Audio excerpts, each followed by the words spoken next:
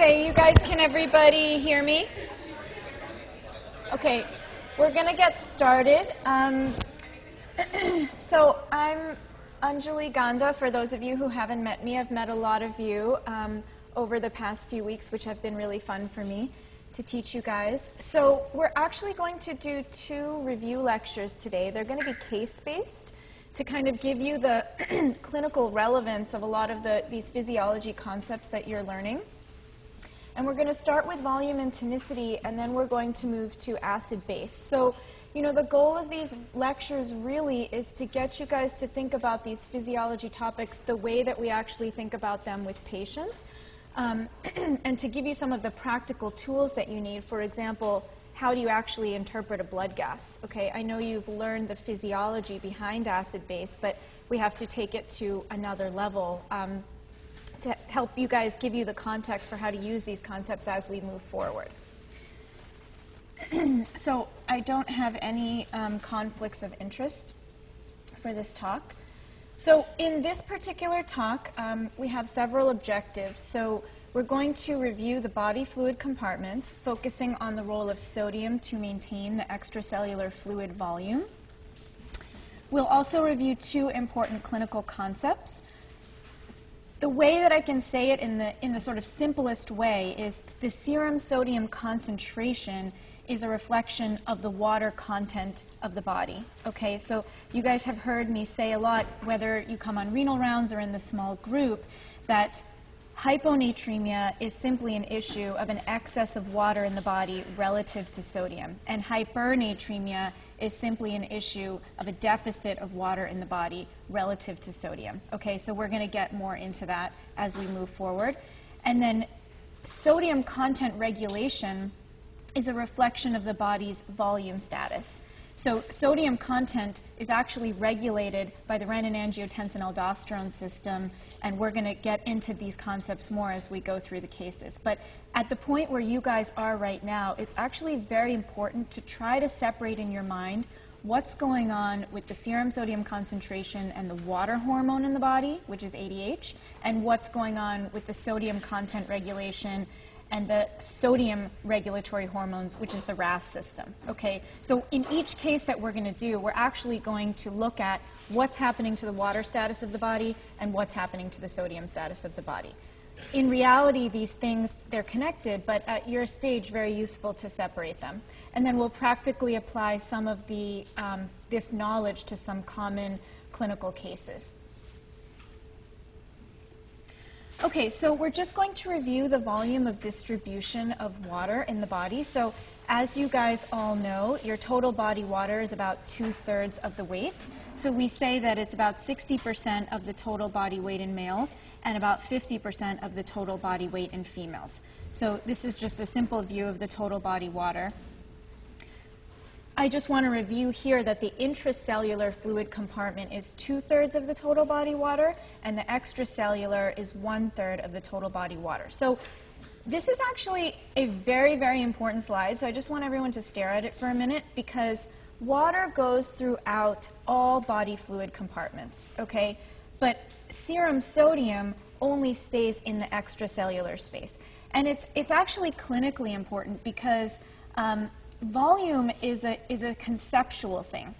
And I usually tell my students in my small group and the ones who come on renal rounds, approximately 6 years from now, volume and tonicity is suddenly going to click and you'll get it, okay? But it takes years. It takes years and years and years to really understand volume and tonicity. And it's hard to understand volume before you start seeing patients. And I'll tell you why. We'll just spend a minute on this slide. So sodium stays in the extracellular space, right? So, for example, if a patient comes in volume depleted to the hospital, let's say having a massive GI bleed or diarrhea, and they're hypotensive with a blood pressure of 90 and they're orthostatic and they have poor skin turgor, poor capillary refill, all the stuff we're going to get into that points you towards volume depletion, your RAS system is upregulated. Angiotensin II and aldosterone, your body's avidly reabsorbing sodium. So what kind of fluid do we give to that patient in the emergency room? We give 0.9% sodium chloride or isotonic saline. We give salt water. And why do we give salt water? it's because that salt goes directly into the extracellular space, okay? The space that you see right here, water follows, and then there's an expansion of the extracellular space, and the patient gets a blood pressure, okay? So it's very important to understand that the sodium is going extracellularly so that when we give volume, so clinically we say we give volume, it's the same thing to us as saying we give sodium chloride, to get it into the extracellular space and expand the extracellular space so the patient gets a blood pressure. Okay, and at the same time, when you become hypotensive, you're actually losing salt water from the extracellular space. Very important to understand that giving liters of water to a patient is not the right thing to do when they're hypotensive, because 2/3 of it is going into the intracellular space. It's not going to help them get a blood pressure as fast as giving isotonic normal saline. Okay, so the extracellular compartment is divided into the interstitial and the intravascular space. So you can see here in the example that I was just giving, sodium is going throughout the extracellular, so it's going interstitial and intravascular. Colloids and red blood cells stay intravascular. Okay, so the patient coming in with the GI bleed, we start pouring in, several liters of normal saline because that's the quickest thing we can do to get the blood pressure up, but at the same time we're calling the blood bank for the blood because the blood is going to go into the intravascular space and stay there. Okay, so when we start to see, for example, skin tenting, which I showed some students on renal rounds the other day, skin tenting you can think of as like the opposite of edema. Okay, in skin tenting, there's a contraction of the interstitial space, and in edema, there's an expansion of the interstitial space. Loss of salt water from the interstitial space, expansion of salt water in the interstitial space. So volume is a very clinical thing. Thinking about sodium is a very clinical thing. Okay, so definitions. I hear people say all the time, actually. Oh, okay. I'll talk loud. I have a pretty loud voice. Okay, so I hear people say all the time the patient's dehydrated. When you actually look at definitions of these things, dehydration actually refers to losses of intracellular water that ultimately cause cellular desiccation and elevate the serum sodium concentration and osmolality. Volume depletion is loss of sodium from the extracellular space. We're talking about the loss of sodium here and the loss of salt water when we say a patient is volume depleted. When we say dehydrated, we actually mean that the patient has lost water. So it's useful at your stage to get used to how we define these things, okay? You hear, when you guys become third-year med students, you're going to hear residents say all the time, this patient's coming in with diarrhea and is really volume depleted. If they have a serum sodium of 150, they may say they're dehydrated. So can a patient be hypoosmolar and hypovolemic? The answer is yes. Can a patient be hypoosmolar and euvolemic? The answer is yes. Can a patient be hypoosmolar and hypervolemic? The answer is yes. So my point is almost any combination of hypo and hyperosmolarity can be seen with hypo or hypervolemia. So never look at the serum sodium concentration and think that you can make an assessment about the volume status. And we're going to go through why. Why is it that a patient who's truly volume depleted with poor skin turgor and skin tenting can have a serum sodium of 130, and a patient with decompensated heart failure with edema and crackles who's volume overloaded can also have a serum sodium concentration of 130. We're actually going to discuss these things. So whenever one of us, a nephrologist, says to you, what does a serum sodium concentration of 130 mean, the next thing that needs to pop into your mind is there's an excess of water in the body relative to sodium, and really nothing about the volume status of the patient. Dry, overloaded, nothing about that. Okay, so don't memorize this. That's not the point. I don't want you guys to memorize this. I want you to see here that hypovolemia, euvolemia, and hypervolemia can all be associated with hyponatremia. So just another point to you guys to not get volume status and serum sodium concentration confused at this point. So first, we're going to talk a little bit about osmolality. It refers to water excess or deficit in relationship to sodium, and it's assessed by the serum sodium concentration. So here's how you calculate osmolarity, okay? So there's an equation, which I never fully remember because the poor man's way of assessing the serum osm is just to double the serum sodium, okay? And that's because sodium is the most plentiful osmotically active substance. So there are some other terms here, right? Glucose, BUN.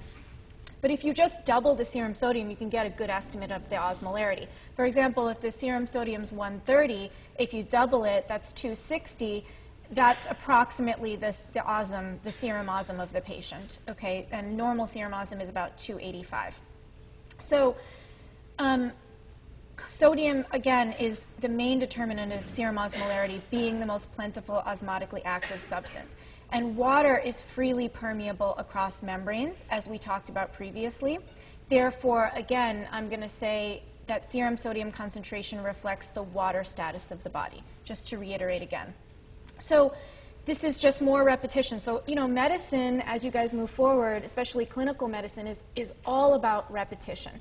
You really have to hear these things thousands of times and take care of patients for many years until you really fully understand and grasp the concepts, especially something like volume and tonicity, which is a difficult topic. So hypernatremia, okay, is simply an issue of an excess of water in the body relative to sodium. In other words, the free water intake minus the insensible losses is less than output. And hyponatremia simply means that the free water intake minus insensible losses is greater than the output. So all you guys should be thinking when you're seeing serum sodium concentrations, if it's less than 140, then free water intake is greater than output. If it's greater than 140, then free water intake is less than output. Okay, that's the simplest way that I can say it. So questions to ask when assessing osmolarity. Because you guys hear a lot of terms, so I want you guys to put certain terms together in your mind. For example, when you hear osmolarity, you start thinking of hyper and hyponatremia, okay? So you're asking yourself, is the patient hypernatremic, which indicates a free water deficit? Is the patient hyponatremic, which indicates a free water excess? Now, this is important, what I'm going to say here, which is the main hormone for water in the body is ADH, which you guys know. And you can look at this urine osmolarity, okay, to help you understand whether there are increased levels of circulating ADH in the body. So a maximally dilute urine, this is something you should memorize. There's not too many things we like you guys to memorize, but you should memorize what is a maximally dilute urine, which is 50 to 100 milliosms per kilo, okay?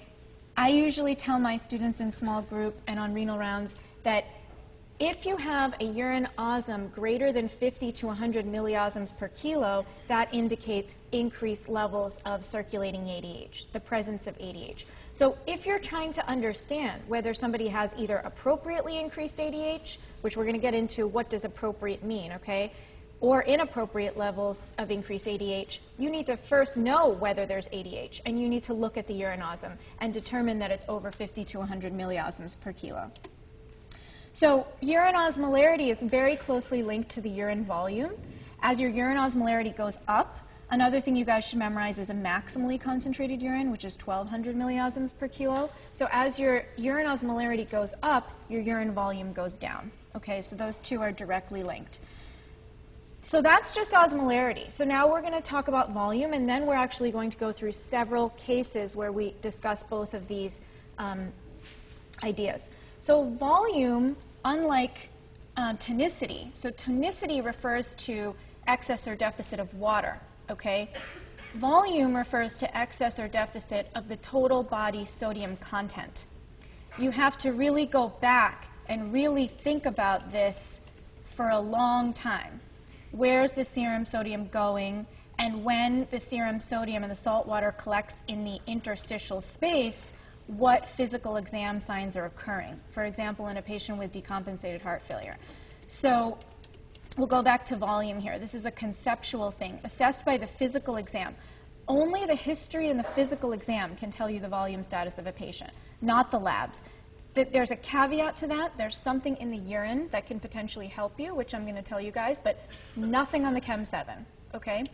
So questions to ask when assessing volume.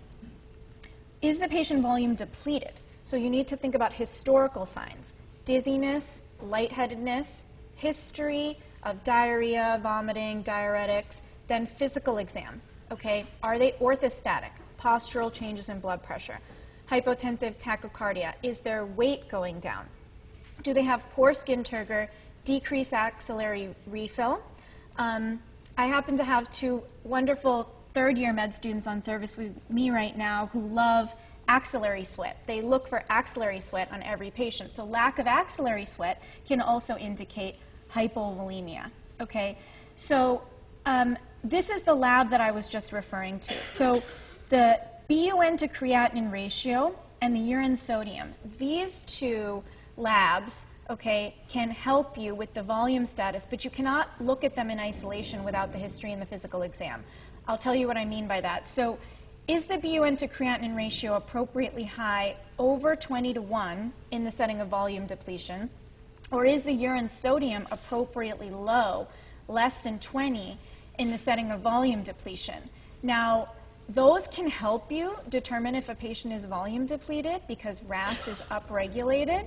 However, you can't look at them alone. You have to, if the patient is, for example, orthostatic with poor skin turgor and decreased weight, then you can say they're volume depleted. But remember that the BUN to creatinine ratio, it indicates a high ratio indicates underperfusion of the kidney, so that can also be seen in the patient with decompensated heart failure who's volume overloaded. So you cannot look at it in isolation. It can only help you with the historical and physical exam signs.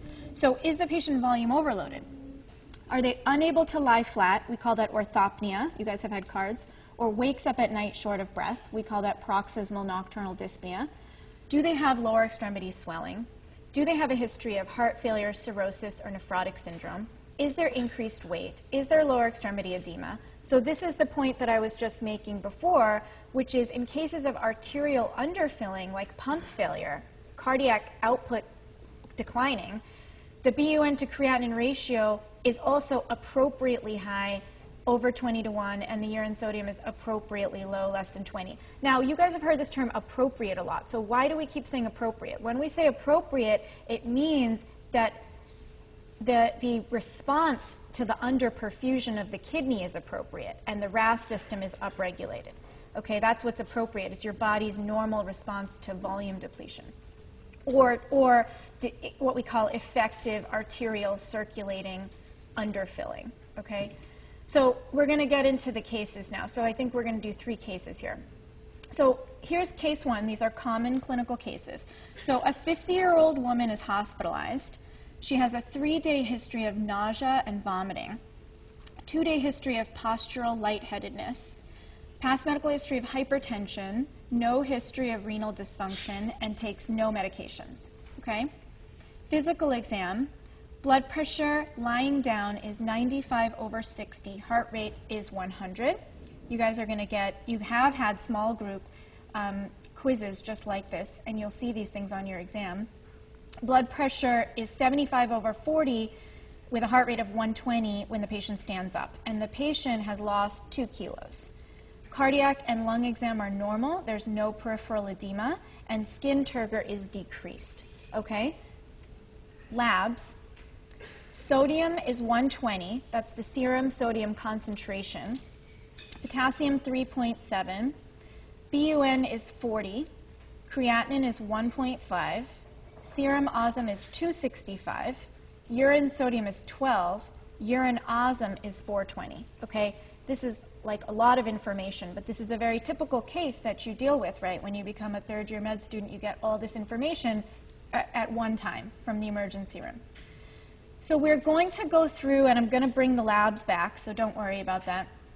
What is the volume status of this patient? And then after, we're going to do the water status, okay? So I'm just going to tell you, and then we're going to go through why. But she's volume depleted, which refers to contraction of the extracellular, intravascular, and interstitial space. So to just reiterate, volume depleted, she has lost salt water from the extracellular space, okay? And so she begins to develop physical exam signs related to that loss of salt water. For example, like skin tenting and poor skin turgor, the loss of salt water from the interstitial space. So what we can say, since you guys hear a lot of terms, is that volume depletion is synonymous with net loss of sodium content from the body, okay? total body sodium content, we say, is decreased in a patient who's volume depleted. What are the historical signs suggesting volume depletion? So the patient has a 3-day history of nausea and vomiting, so they're losing fluids, okay? 2-day history of postural lightheadedness, that means dizziness upon standing. That's actually a very, very good sign of volume depletion. There have actually been studies on this. What are the historical and physical exam signs of volume depletion? And I give one lecture to the renal fellows every year in July where we go over that when you look at all these studies that have been done about signs of volume depletion, one sign that is very helpful is if you walk into a patient's room and they're telling you that when they stand up, they get dizzy. You don't even have to check the orthostatics on the patient, the blood pressure or the heart rate, if they're telling you that they get dizzy when they stand up. That's very helpful. So physical exam signs. So we do have orthostatics on this patient. So the blood pressure has dropped when the patient stands up, and the heart rate has gone up when the patient stands up. That is not a normal response. Well, okay, I should say it's normal in the setting of volume depletion, okay, because this patient is volume depleted. They've also lost weight, and the skin turgor is decreased. So those are the history and physical exam signs of volume depletion. Labs. This is where the BUN to creatinine ratio and the urine sodium can help you. So why does the BUN to creatinine ratio go up in the setting of volume depletion? It's over 20 to 1. So you have to think about what's happening here. So the RAS system is activated. Angiotensin II is the main hormone, which does many things. I mean, it'll constrict the efferent arteriole, okay, which I know you guys know, but it also leads to reabsorption of sodium in the proximal tubule, and urea follows passively with that reabsorption of sodium. So what happens is that you know that creatinine is neither secreted nor reabsorbed. So the BUN is rising in the blood, okay, as the sodium is being reabsorbed. And so you get this widening BUN to creatinine ratio. It's all because of the underperfusion of the kidney and the activation of the RAS system. So that's why that's occurring. Now, similar idea for urine sodium of 12. Angiotensin II is mediating sodium reabsorption in the proximal tubule, and aldosterone is mediating sodium reabsorption in the principal cell of the collecting duct, right? So you're reabsorbing both sodium proximally and distally in the setting of volume depletion. That's your body's way of getting sodium into the extracellular space, so water follows, and so you get a blood pressure, okay? Because it's all going into the extracellular space. Now, what's the status of her total body water? Remember what I said, that at this point in your training, it's useful to separate these things. So we now know she's volume depleted. So serum sodium concentration is low, 120. She's hypoosmolar. Her serum osm is 265, okay? We could have gotten somewhat of an estimate if we just doubled the serum sodium would be 240, okay? So we know she's hypoosmolar. So what does this mean? She has decreased free water excretion by the kidney for some reason and increased free water intake.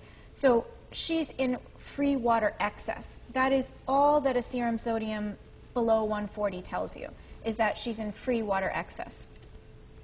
Why is her kidney excreting less free water, leading to free water excess and leading to hyponatremia?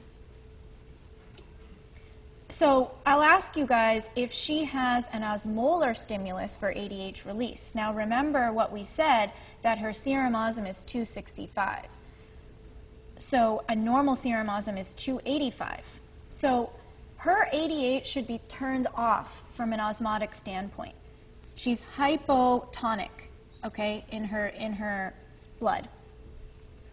And you can see here the relationship between plasma osmolarity and ADH, that as your plasma osmolarity goes above normal, 290, 295, 300, your body starts to secrete ADH. That's not the case in her. But she still has a serum osm of 120, so we have to figure out why. So don't forget about the volume stimulus for ADH. ADH is also released when the blood volume goes down and when the kidney senses underperfusion, okay? So either this can happen in the setting of true volume depletion, or this can happen in the setting of what we call arterial underfilling in the setting of heart failure. In both cases, the patient is underperfusing the kidney. So as you lose that perfusion of your kidney, ADH gets activated. That's what we call the volume stimulus for ADH release. So, we're going to actually now talk a little bit about why this patient is hyponatremic, which is the same as saying impaired free water excretion by the kidney, often accompanied by increased water intake. Remember that it's just an issue of intake is greater than output of water. I'm going to just show you guys a very basic algorithm that we teach the renal fellows actually to think about hyponatremia, because I think, I believe in exposing you guys early to certain things because it's helpful to think about things in a certain way. So whenever we get a renal consult for hyponatremia, the first thing that we do is make sure that the patient is actually excreting water, okay, through the most important organ for that, which is the kidney. If they are anuric or quite oliguric in the setting of advanced renal failure, then they cannot even excrete water. Then they're going to be in positive water balance, right? So the first thing that we look at is, does this patient have advanced renal failure to the point where they're oliguric, meaning low urine output? So then once we've excluded that, we start to ask ourselves, are there increased circulating levels of ADH, okay? Now, the only way we're going to really know that is if we check the urine osmolarity and it's greater than 50 to 100 milliosms per kilo, because then we can say that this patient does not have a maximally dilute urine, which is 50 to 100. They have somewhat of a concentrated urine. Let's say their urine osm is 300 or 350. The concentration of the urine over 50 to 100 milliosms per kilo indicates the presence of increased circulating ADH, okay? So once we determine that this patient has increased ADH, we then go through the appropriate reasons for increased ADH. So when there is a volume stimulus for ADH, this can be for a couple of different reasons. True volume depletion, like the patient I told you guys in the beginning of the lecture, who's having GI bleeding or diarrhea and is underperfusing the kidney, they have a volume stimulus for ADH. Okay, in true volume depletion, we say both the intravascular and the interstitial space are underfilled. And that's why in true volume depletion, from the interstitial contraction, you're going to get physical exam signs like skin tenting and poor skin turgor.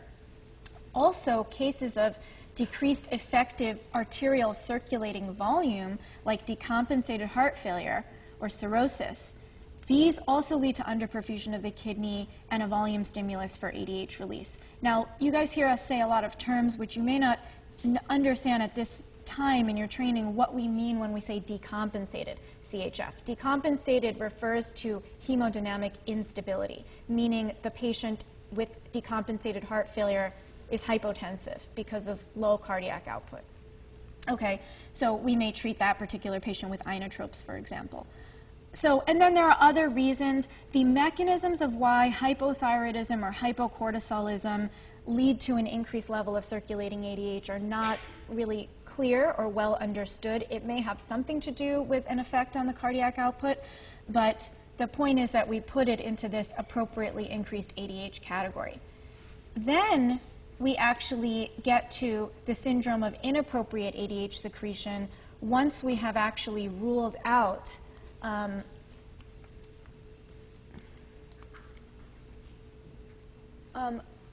so once we have ruled out true volume depletion or decreased effective arterial circulating volume from heart failure or hypothyroid or hypoadrenalism, only once we've ruled these out do we actually even consider the syndrome of inappropriate ADH excretion, or SIADH. It's a diagnosis of exclusion, and the reason it's inappropriate ADH secretion is because there is no obvious volume stimulus for ADH. Okay, the patient is not hypotensive and truly volume depleted, and they're not hypotensive and in decompensated heart failure. There is no obvious underfilling of the kidney. In fact, patients with SIADH, they often have blood pressures that are slightly high.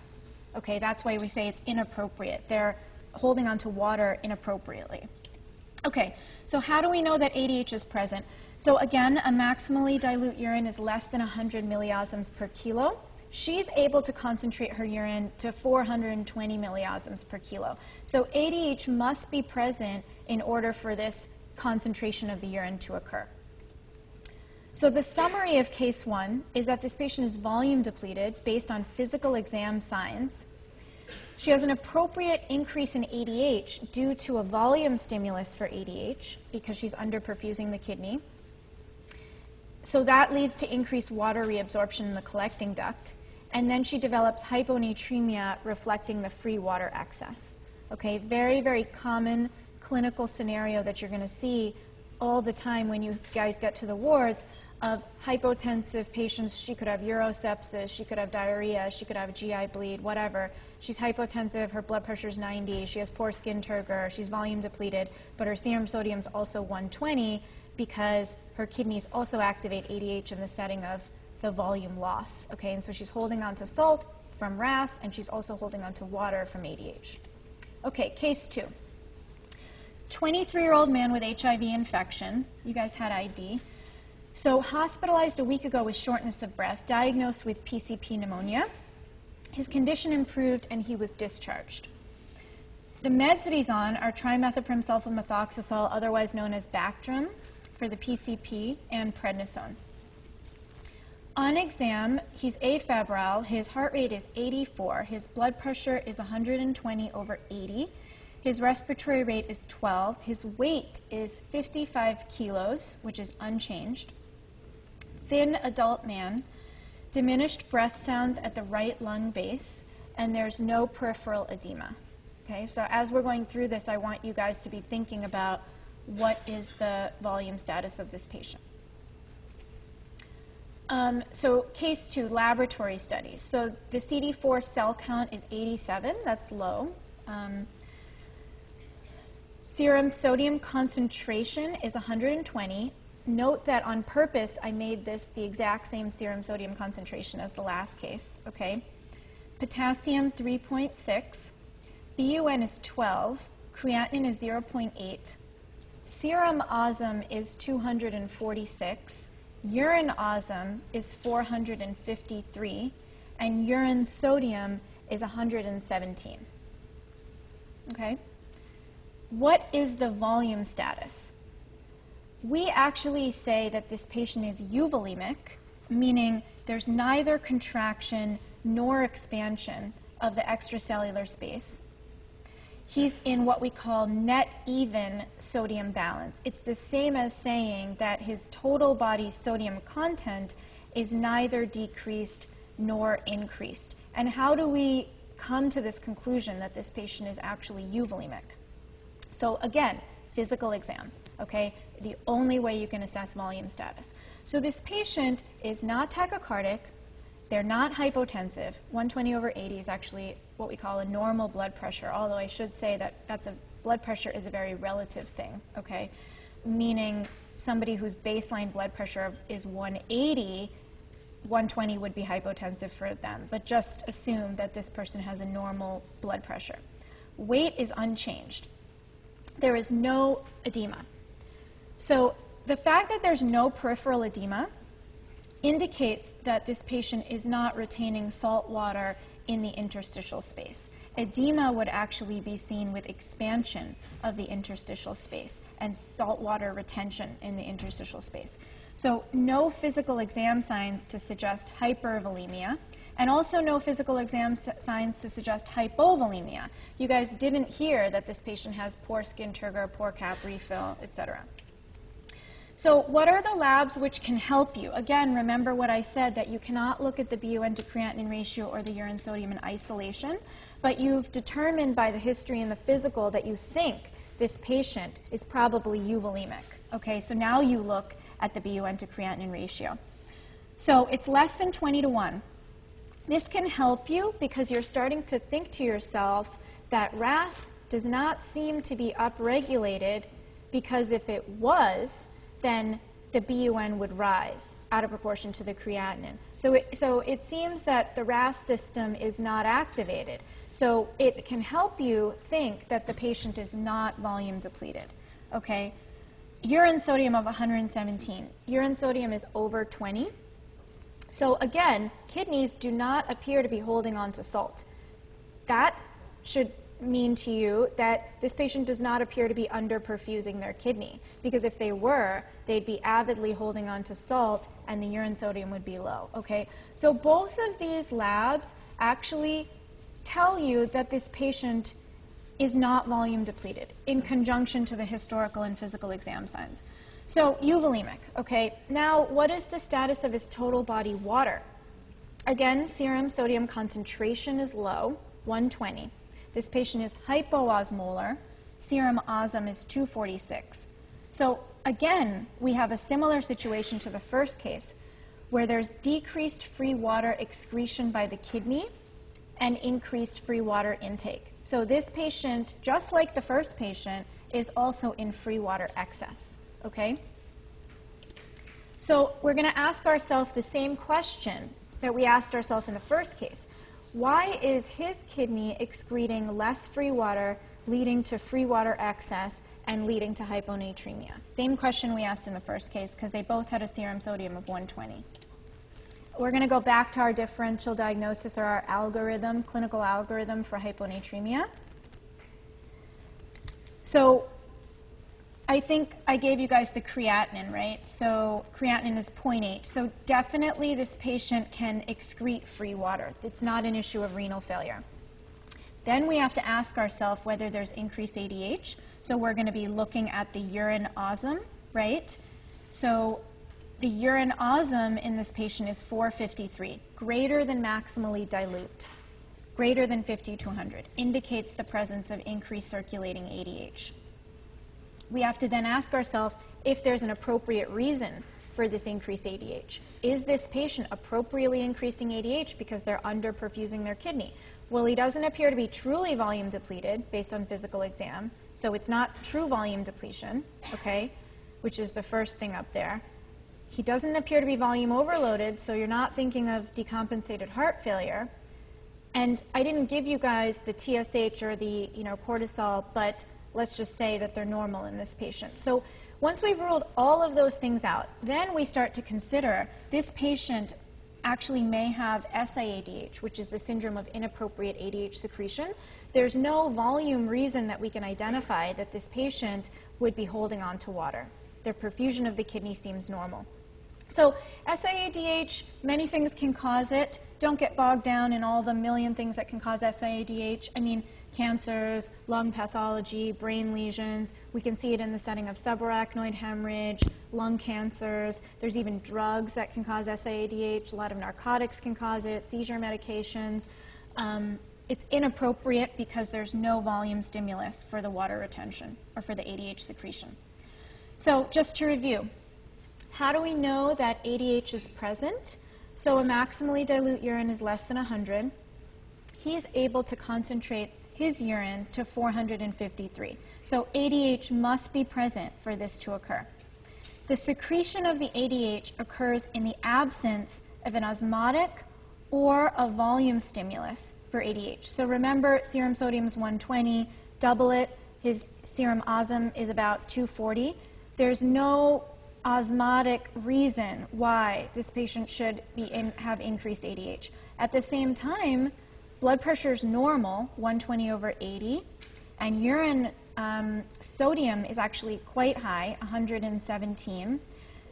So it does not appear that this patient actually has any underperfusion of the kidney. He's actually euvolemic. So this secretion of ADH occurs for reasons we don't understand. We call it inappropriate. Okay, so the summary of this case. This patient is euvolemic. They have an inappropriate increase in ADH. We went over the various etiologies or causes of SIADH.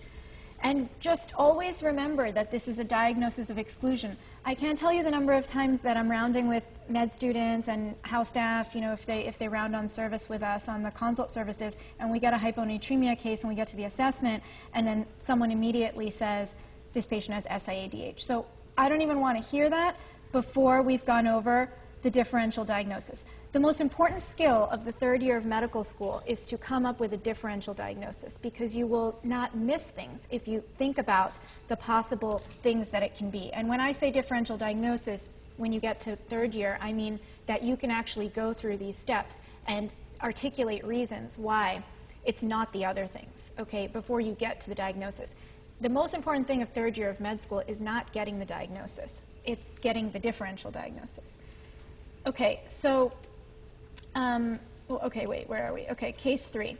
So, 46-year-old alcoholic man, very common clinical situation, hospitalized for severe necrotizing pancreatitis. I know you guys haven't done GI, but you can get very sick with pancreatitis. This patient is in the ICU, okay?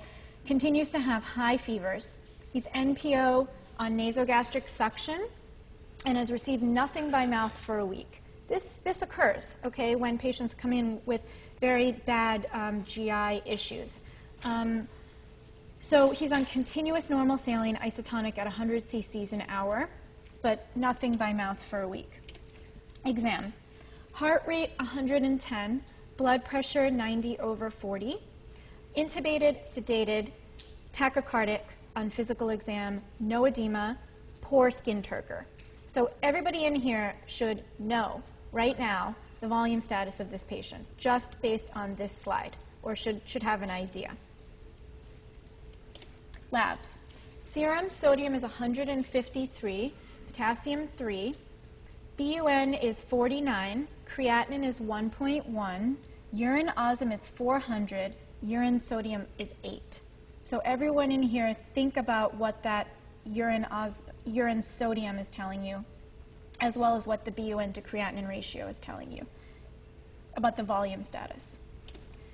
What's the volume status? Okay, he's volume depleted, so similar to case number 1, there is contraction of the extracellular space. True volume depletion in this case, so meaning contraction of both the intravascular space, leading to low blood pressure, and contraction of the interstitial space in true volume depletion, leading to poor skin turgor.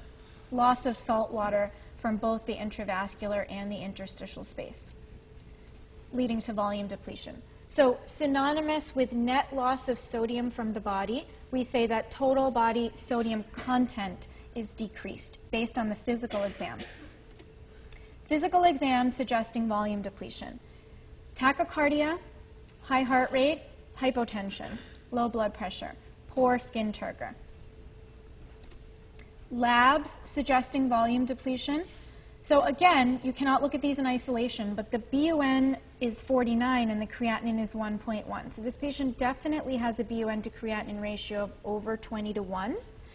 This, in combination with the historical and the physical exam signs, indicates that this patient is volume depleted, right? You can't look at this alone, because if you didn't look at the patient, this patient could also be in decompensated heart failure and have this because of underperfusion of the kidney. But you've looked at the patient, and he's got poor skin turgor, and he's hypotensive.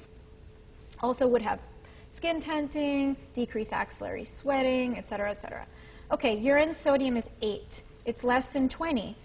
Indicates that the patient is volume depleted because RAS is upregulated in the setting of the underperfusion of the kidney. So angiotensin II reabsorbing sodium proximally, aldosterone reabsorbing sodium distally in the principal cell of the collecting duct.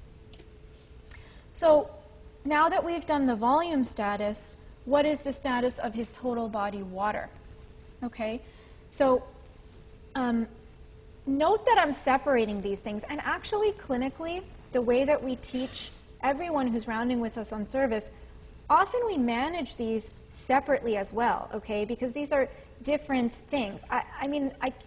It's a very common clinical scenario, for example, to see, you know, an elderly woman coming in from a nursing home whose serum sodium concentration is 153 and who comes to the ER and her blood pressure is 90, okay? And she has tachycardic, poor skin turgor. How do we manage that patient? Well, I often tell my team to, in one arm, start giving the patient normal saline, okay, so that we can get the salt water into the extracellular space and get the blood pressure up. And in the other arm, we give the patient water, D5 water, water with some dextrose in it, to get the serum sodium concentration down. People do all sorts of things, like do half NS, which is sort of like dealing with both issues, giving half volume, half water. It's really useful to separate these things in your mind. I can honestly tell you that when patients come in like that with serum sodiums of 153 and hypotensive, they could have urosepsis and be in sort of early septic shock. That's how we manage them. We give them normal saline for the volume problem, and we give them water for the water deficit. Okay? So the hypernatremia here indicates hyperosmolality. There is decreased free water intake and increased insensible water losses. So we say that this patient is in free water deficit based only on the serum sodium concentration being above 140. So why is this patient in free water deficit? So there is decreased water intake, first of all. Lack of access to free water. We see this all the time in the ICU. This patient's intubated, they're sedated, they can't get anything by mouth because they have severe necrotizing pancreatitis. And they're on nasogastric suction, so we're sucking fluids out of the mouth. So this patient is not getting access to water unless we, as the caregiving team, identify this and understand that this patient has a serum sodium of 153, so we better start giving him water through the IV. There is no other way that he's going to get water in the ICU. That's why it's important for you guys to understand tonicity and hypernatremia, okay? I mean, the exam is important, right? But it's also important that you guys understand this so that when you get to the ICU and when you get to the wards, you say to yourself, I better give that patient some water, okay? So increase insensible water losses. Fevers increase obligate water loss. It's what we call insensible water losses. Patients that are febrile have a lot of water losses. So case 3 summary, volume depleted patient based on the physical exam, hypernatremia. There is decreased water intake and increased insensible losses. Now, what about ADH? So the urine osm in this patient is 400. So this patient actually has an osmotic stimulus for ADH release because they're hypertonic and hyperosmolar and hypernatremic. Serum osm is definitely above 285. I think I gave it to you guys. Where is it? No, I didn't give it to you guys, but you know it is because if you double the serum sodium concentration, it's like over 300, the serum osm. So he definitely has an osmolar stimulus for ADH and a volume stimulus for ADH because he's underperfusing the kidney and he's volume depleted. Now, what makes this problem, so there is increased ADH, okay, but why is the patient hypernatremic? What makes this problem worse is he's not taking in any water. The other issue here, which is maybe above the scope of this course, but he doesn't take in enough osmoles. You know, he's not being fed, he's losing stuff from his NG tube. So he can't actually generate a maximally concentrated urine because you need those osmoles to generate a maximally concentrated urine. So this whole situation is like a vicious cycle that just makes the hypernatremia worse, okay? Don't get bogged down on that last point. The basic point is that this guy doesn't have any access to free water. And the management of this is that we start a D5 water drip. We calculate how much water to get him down to 140.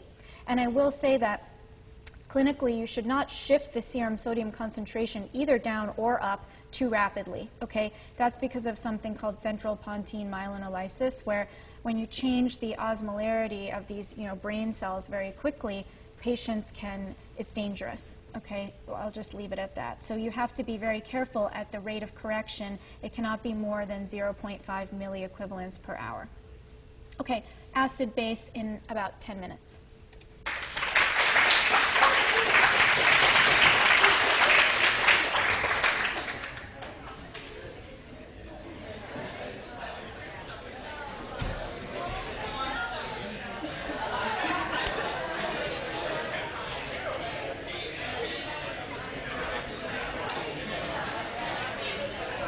Okay. Hi, Doctor. Hey. Thanks again for yesterday. That No was problem. great.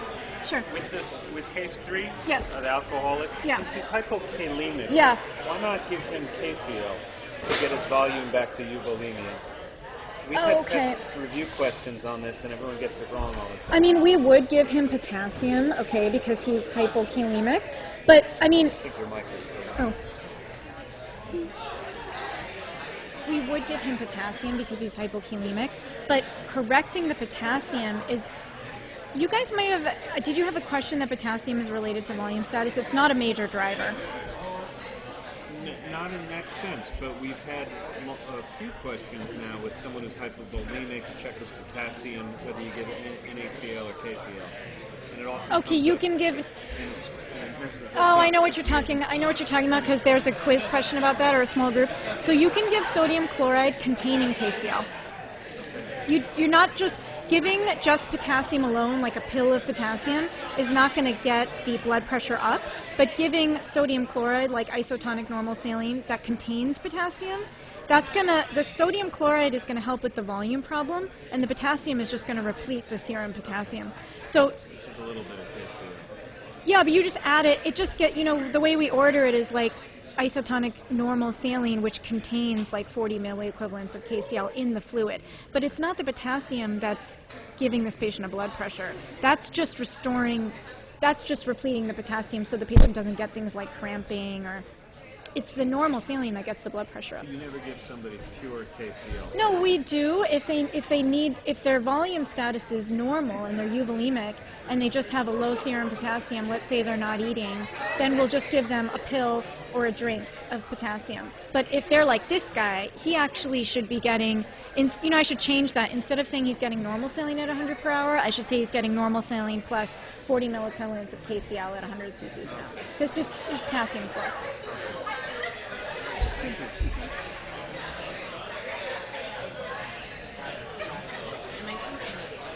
Yeah.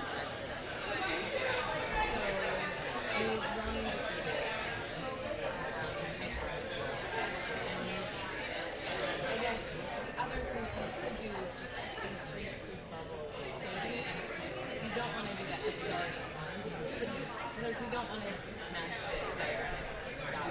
Exactly. I mean, if you increase his sodium excretion with diuretics, what's going to happen to his blood pressure? So you're going to lose salt water, right? You're going to get more hypotensive. So why are you thinking, okay, okay, so the serum sodium concentration is up, right? So you're thinking if you can excrete that. This is where it gets hard, honestly, because it's very hard conceptually to teach you guys this at your stage. All you need to do actually is give that patient water. The serum sodium concentration just reflects water. If you start to excrete salt water with diuretics, you're actually going to affect the blood pressure. Okay? Okay. Yeah. So I just want to know, what's the mechanism of, you said that there's volume stimulus for ADH. Yeah. I know that there was like an osmotic stimulus, but what's the volume stimulus? Is there like volume receptors in the CNS, or is it just... It's the baroreceptor. So to do the osmotic Are stimulus... there arterial barrels? Yeah, it's the same receptors that start to indicate that you're volume depleted and it sets off RAS.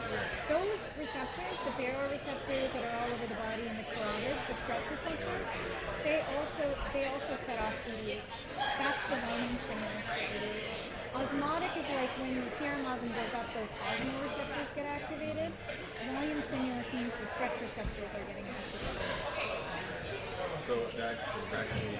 Leads to ADH release. Yeah, because the kidneys being underperfused and there's decreased blood volume all over the body. But also, angiotensin 2 leads to ADH? No.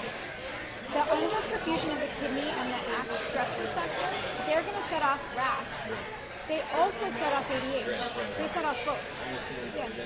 Further down the RAS, Yeah. is that also No. just ADH? RAS is just renin, angiotensin, aldosterone. Then you get salt retention. In a totally separate pathway, the stretch receptors lead to ADH. It's a separate pathway. Because I read, I think in my notes it says that angiotensin 2 actually stimulates ADH.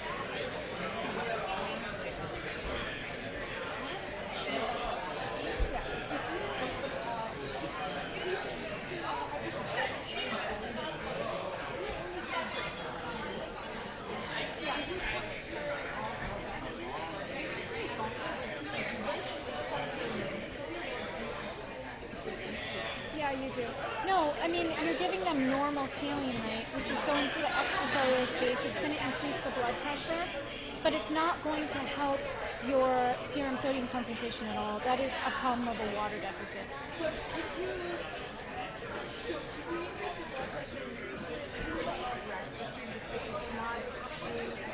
Right. Yeah.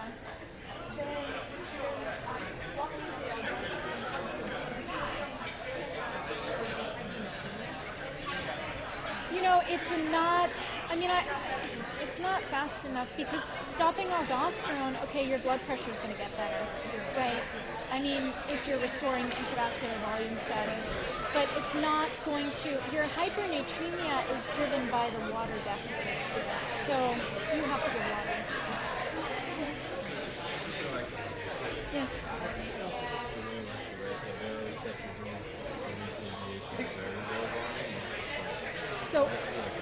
So it's here, let me show you.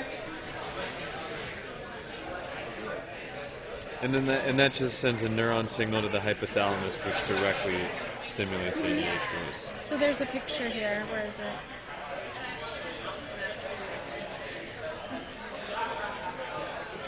Okay. So as your blood volume is depleted, right?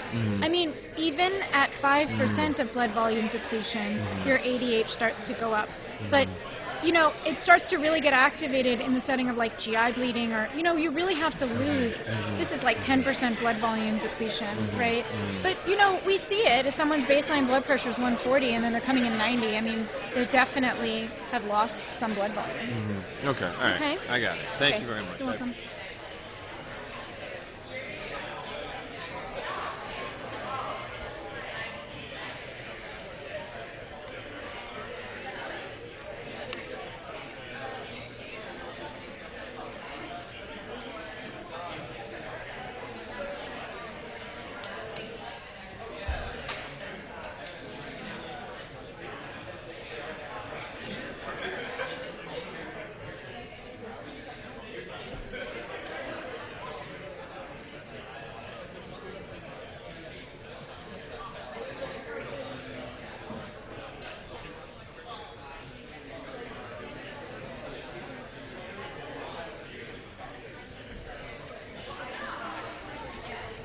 Okay, can everybody hear me? Yeah?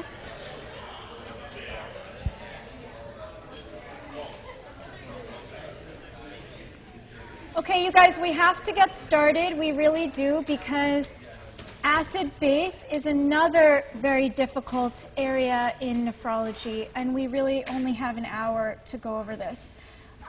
So I'm going to do another case-based approach, just like we did in the last lecture. We're going to start out with some concepts, and then we're going to move. I think I have like 4 cases this time. I'm going to give you guys some stepwise tools to understand how to interpret arterial blood gases. It's actually a very, very important skill. Okay, so students that came with me on renal rounds the other day, I actually took them to the CCU to see a patient who had a mixed acid-base disturbance, and hopefully they could see how our identification of the acid-base abnormalities in that patient actually really helped us to manage that patient. Okay, that patient, just as an anecdote, had 2 different things going on that really changed the management because we were able to interpret the blood gas. So I will also say that you know, you guys have seen these nomograms, these charts where you can just like put the bicarb there and put the PCO2 there and look at it, and it just tells you this patient has a metabolic acidosis. That nomogram is not available on step 1, okay? So you need to know how to interpret a blood gas. You need to know it not only for exams, but more importantly, to take care of patients. So I'm going to teach you guys how to interpret blood gases to expand on what you've already learned. I have no conflicts of interest to disclose. So we're going to review the steps in interpreting ABGs. We are going to practically apply this knowledge to some common clinical cases that you will encounter on the hospital wards. Okay, so basic data points required for interpretation of acid-base disorders. There are 3 numbers that you should memorize, okay? So like I said to you guys before, I really don't like memorization when we're teaching you guys renal physiology because I really want you guys to think about things. But just like how I told you that you need to memorize what's a maximally dilute urine and what's a maximally concentrated urine, you need to memorize these normal values for pH, PCO2, and serum bicarb. And that's because that keeping these three normal values in your mind are going to be your help when you're interpreting arterial blood gases. So pH normal, just think of it as 7.4. Okay, in reality, there's like a slight range, like 7.39 to 7.41, but just think about 7.4. That's what I do too, okay? PCO2 40 is normal. Bicarb 24 milliequivalents per liter is normal. Also, you guys need to look at the Chem 7 panel whenever you have a metabolic acidosis, which we're going to get to, in order to know how to calculate the anion gap. And we're going to go over the anion gap. But just keep in your mind that a normal value for an anion gap is 12. There's a little bit of a caveat to that that has to do with the serum albumin, which I have a slide about. But if you just memorize these four numbers, it's actually a step in the right direction. Okay, so step one, I'm going to give you guys a four-step approach to interpreting arterial blood gases. So ABG step one is look at the pH. Never look at anything else on the blood gas before you look at the pH. And the question you're asking yourself is there acidemia or alkalemia?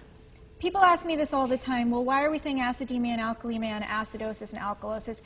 It's just that when we refer to the pH of the body fluids, we call it acidemia or alkalemia, and when we refer to the disturbance, we call it acidosis or alkalosis. So look at the pH, step one. If the pH is less than 7.4, it's an acidosis, okay? If the pH is greater than 7.4, it's an alkalosis. So to go to the first one, if it's less than 7.4, the primary disorder is either a respiratory acidosis or a metabolic acidosis. We're going to go through it, but at least if you've looked at the pH, you have narrowed it down to two possibilities out of the four. So if the pH is over 7.4, it's either a respiratory alkalosis or a metabolic alkalosis. Okay, so look at the pH, step one. So step two, what is the primary disorder? So you've already looked at the pH, and we're going to go through many gases. So if the pH is less than 7.4, okay, so you've determined that this is some sort of acidosis, and the PCO2 is over 40, this is a primary respiratory acidosis. And the reason I told you guys to memorize these numbers, like 40 for the PCO2, is just keep it really simple in your minds when you're interpreting these gases. If the pH is less than 7.4 and the bicarb is less than 24, this is a primary metabolic acidosis. So when you're looking at ABGs, you know, you have the pH, then you have the PCO2, and then you have the bicarb. So your eyes should go right to the pH. You should determine whether it's an acidosis or an alkalosis. Then you should move your eyes to the PCO2, decide whether you think this is a respiratory acidosis, if it's over 40, and then once you finish looking at the PCO2, you should then move over to the bicarb and look at it and decide whether this is actually a metabolic problem. So we're going to go through this. But just look at things in order. It's really going to help you. So if the pH is greater than 7.4 and you've determined that this is an alkalosis and the PCO2 is less than 40, this is a primary respiratory alkalosis. If the pH is greater than 7.4 and the bicarb is greater than 24, this is a primary metabolic alkalosis. Okay? There are only four possibilities here. These two and these two. Okay? Step three is to look for the appropriate compensation which should occur. Okay? you've looked at the pH, you've decided acidosis or alkalosis, now you've looked at the PCO2 and the bicarb, and you have an idea of which one of the 4 disturbances this could be. Now I'm going to tell you guys what I used to do when I was in your shoes as a first-year med student to understand compensation. So we're going to go through all 4. I used to really literally visualize this Henderson-Hasselbalch equation in my mind. This is like a simplified form of the Henderson-Hasselbalch equation. I used to do it because at the stage where you guys are, it's very hard to sort of know things intuitively. So the more that you can like visualize something, it helps. So for example, if you look at this, there's a ratio here of PCO2 and bicarb. In red, I've indicated the primary problem. In black, the arrow, I've indicated what the compensation is. So what is a primary respiratory acidosis? So the primary disturbance in a respiratory acidosis is a rise in the PCO2 to over 40. Okay? Now that's why it's in red, because like I used to visualize in my mind in a respiratory acidosis, the top part of that ratio is rising. Okay? Body fluids are becoming more acidemic. Typical example is a patient with COPD who is hypoventilating and their PCO2 is rising. Now, what should the compensation be? The compensation is actually a rise in the serum bicarb as a response to the fact that the body fluids are becoming more acidemic. Your kidneys actually increase their rate of bicarbonate reabsorption. But when I was at your stage, you know, it's sometimes hard to, like in the beginning, know these things. So I would just think about this ratio and I would know that the PCO2 is rising. So to keep the ratio stable, the bottom number has to go in the same direction as the top number. Okay? So I used to just always think to myself, okay, PCO2 is rising, that means the bottom part of this ratio, the bicarb, has to rise. Okay? It always has to go in the same direction to keep your body fluids where they need to be in terms of their pH. So when you have a primary respiratory acidosis, your kidneys compensate, but they take a few days, okay? So acute versus chronic has to do with the degree of the compensation. If you're seeing that COPD patient right away where they just like are going into this COPD exacerbation, the kidneys haven't had enough time, that patient is actually going to be more acidemic than when the kidneys have had time to start to increase the rate of bicarb reabsorption, and at that point the pH will start to return closer to normal. We're going to go through examples. Okay, so that was primary respiratory acidosis. What about primary metabolic acidosis? So here, notice the red arrow. I've indicated that the primary disturbance is a fall in the serum bicarb to less than 24. Okay, so you guys see now why memorizing those numbers is important, because you are going to diagnose this respiratory acidosis because you've looked at the PCO2 and it's over 40 in the presence of a pH less than 7.4. And in the presence of a pH less than 7.4, you've looked at the PCO2, okay? Maybe in this situation you may have noticed it's less than 40, so you're saying to yourself, this is not a primary respiratory acidosis. Now your eyes move to the bicarb and it's low. It's less than 24. So now you're saying to yourself that the primary disturbance here is the fall in the bicarb less than 24. So this is a primary metabolic acidosis. Now again, visualize that ratio. Things need to be moving in the same direction. So if bicarb is falling, okay, and body fluids are becoming more acidemic, then PCO2 must fall. The lungs must start to hyperventilate to get rid of some acid. It's your body's way of getting rid of acid somewhere. So the compensation is the fall in the PCO2, and this is immediate. So the lungs compensate right away. So we do not talk about acute versus chronic when we're talking about the metabolic disturbances, because the lungs compensate right away. Okay, so Now we're going to talk about primary respiratory alkalosis. So by the way, I'll give you guys an example because I told you a good example here is COPD, where the patient is hypoventilating and the PCO2 is rising. So primary metabolic acidosis, there are many types of metabolic acidosis. I usually divide them into, and I know I actually learned to do this from Dr. Alicati's teaching, which is we divide them into increased acid generation. Okay, I have a slide about this, so we're going to get to it. But increased acid generation, which are the high anion gap metabolic acidoses, or decreased bicarbonate secretion.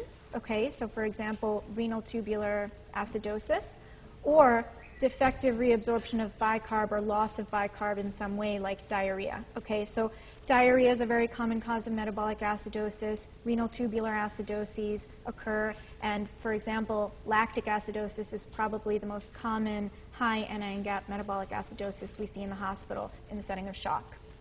So that's metabolic acidosis. Okay, respiratory alkalosis. The primary problem is a fall in the PCO2 to less than 40. You've looked at the pH, it's over 7.4. Now you're looking at the PCO2 and you notice that it's 30, okay? It's less than 40. That's why there's a red arrow there. So the patient is hyperventilating for some reason. What is a common example of this? There's a natural respiratory alkalosis, hyperventilation that occurs in pregnancy. High altitude can lead to a hyperventilation. Pain, okay? Patients come in, they're in pain, they're hyperventilating. PE, pulmonary embolism. Patients are often tachypnic and hyperventilating. So fall in the PCO2 is the primary problem. Now, think about the ratio. The arrows have to go in the same direction. So bicarb must fall, okay? Body fluids are becoming more alkalemic. The patient's hyperventilating. They're blowing off CO2. So kidneys actually have to decrease their rate of bicarb reabsorption because of the fact that the body fluids are becoming more alkalemic. You have to decrease your bicarb reabsorption by the kidney as a compensation. Again, the kidneys take a few days. So the patient that comes in with acute pain, okay, actually I think you guys had a small group case about that. That patient who had, they were in pain and they were having carpopedal spasms. Carpopedal spasms are very painful, and so you can get an acute respiratory alkalosis from that. It's going to take a number of days for the kidneys to start to compensate by decreasing the rate of bicarb reabsorption. Okay, so now the next one is primary metabolic alkalosis. So notice that the primary disturbance is the rise in the bicarb over 24. So pH is over 7.4, okay? You've looked at the PCO2 and it's not less than 40, so it's not a respiratory alkalosis.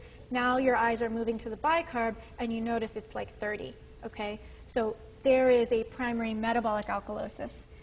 And the compensation for that, as the body fluids are becoming more alkalemic, is you start to hypoventilate in the lung. It happens right away, okay? So you can only actually retain so much CO2 before you start to lose your mental status. So this is potentially, dangerous situation. And when we start to see on a Chem 7, for example, that the bicarb is rising and the patient is losing their mental status, even before that starts to occur, somebody should be thinking, let's get an ABG and see what's going on here, because the PCO2 can be high in the setting of the hypoventilation. Okay, so this is step 4, especially when you have a metabolic acidosis. Step 1 is look at the pH. Step 2 is look at the PCO2 and the bicarb to figure out the primary disturbance. Step 3 is look for the compensation. And step 4 is calculate the anion gap. So what is the anion gap? Well, you calculate it as sodium minus chloride plus bicarb. That's because sodium is a major extracellular cation, and chloride and bicarb here are major extracellular anions. So, the anion gap, I'll just say that normal, just think of it as 12, okay? So the anion gap, what that really means is it's negative charges on unmeasured anions. So you're measuring the chloride, you're measuring the bicarb. Actually, most of these negative charges, the anion gap is primarily due to albumin. But there are situations that can occur where other unmeasured anions actually build up. So for example, lactic acid, okay, sulfuric acid or phosphoric acid in the setting of renal failure, certain other acids in the setting of intoxications can elevate the anion gap. So when you calculate it, if it's, for your purposes at your stage, if it's over 12, there's a high anion gap. Differential diagnosis of metabolic acidosis. I was talking to you guys about this before. It's a little more complicated than the other acid-base disturbances in that we have sort of several categories that we think about. So high anion gap, most common cause in the hospital that we see is probably lactic acidosis, or I mean, I guess I do a lot of critical care, so I should say in the ICU, definitely lactic acidosis in the setting of shock. So keto acids in the setting of diabetic ketoacidosis, sulfuric acid in the setting of renal failure, and then certain ingestions, salicylate poisoning, methanol poisoning, ethylene glycol poisoning. These things can all lead to a high anion gap metabolic acidosis. Normal anion gap, like I was referring to before, there could be renal bicarb loss, like renal tubular acidosis, or GI bicarb loss, like diarrhea. Okay, those are some common causes of metabolic acidosis. Okay, so now we're going to get to these cases, and there's kind of a lot to talk about in these cases, so we'll get going. So these are all common cases you guys are going to encounter on the wards. I know you haven't done GI yet, but this is a case of a 44-year-old woman with cirrhosis of the liver, secondary to autoimmune hepatitis. Okay, so cirrhosis of the liver is a form of, very advanced liver disease. Hospitalized for 2 days of fever and abdominal pain. The patient is febrile, 101 degrees Fahrenheit. Blood pressure is 74/55. Pulse rate is 100. Respiratory rate is 24. And the abdomen is distended with diffuse tenderness. So you have a hypotensive patient who's febrile with diffuse abdominal tenderness. You guys are going to hear about this when you start doing GI, and you're going to know what's the most important thing you should be concerned about in a cirrhotic patient coming in with fever and diffuse abdominal tenderness. A diagnostic paracentesis, which is when we stick a needle into the belly after some lidocaine, and we take some fluid out, some acidic fluid. The acidic fluid cell count is consistent with something we call spontaneous bacterial peritonitis. It is an infection that can occur in patients who have ascites and who have cirrhosis. So to keep it simple, this patient has an infection, okay? Serum sodium is 128. Okay, so again, I should say that this patient is in total body water excess. Potassium is 5.1. Chloride is 100. Bicarb is 12. Albumin is 2. BUN is 20. Creatinine is 1.3. Here's the ABG. I'm going to bring it back on the next slide, so you don't need to write it down. But the pH is 7.25. PCO2 is 28.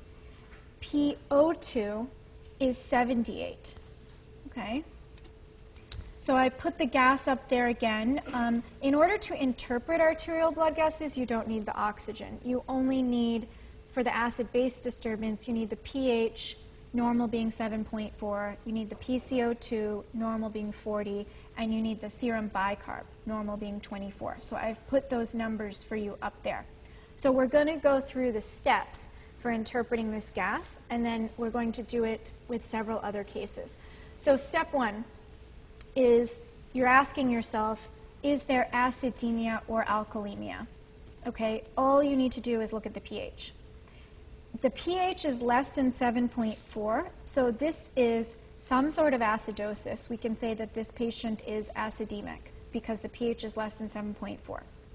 So step two, remember now, I'm going to go back here. So you've done step one, okay? The pH is less than 7.4. So you've eliminated two things. You are left with either a respiratory acidosis or a metabolic acidosis. It's not going to be one of those types of alkalosis, unless you start to get into like double whammy, dual and triple acid base disturbances. We're not talking about that here, okay? So for your purposes, you're going to be choosing between a respiratory acidosis and a metabolic acidosis. So to go back to this case, okay, so since the pH is less than 7.4 and the bicarb is less than 24, now you've looked at the pH, your eyes are moving to the PCO2. I would suggest you guys look at the PCO2 before the bicarb, okay, because we all just tend to do that because the lungs are faster. So you've looked at the PCO2 and it's not over 40. Okay, so this is not a respiratory acidosis. Your eyes are now moving to the bicarb and it's less than 24.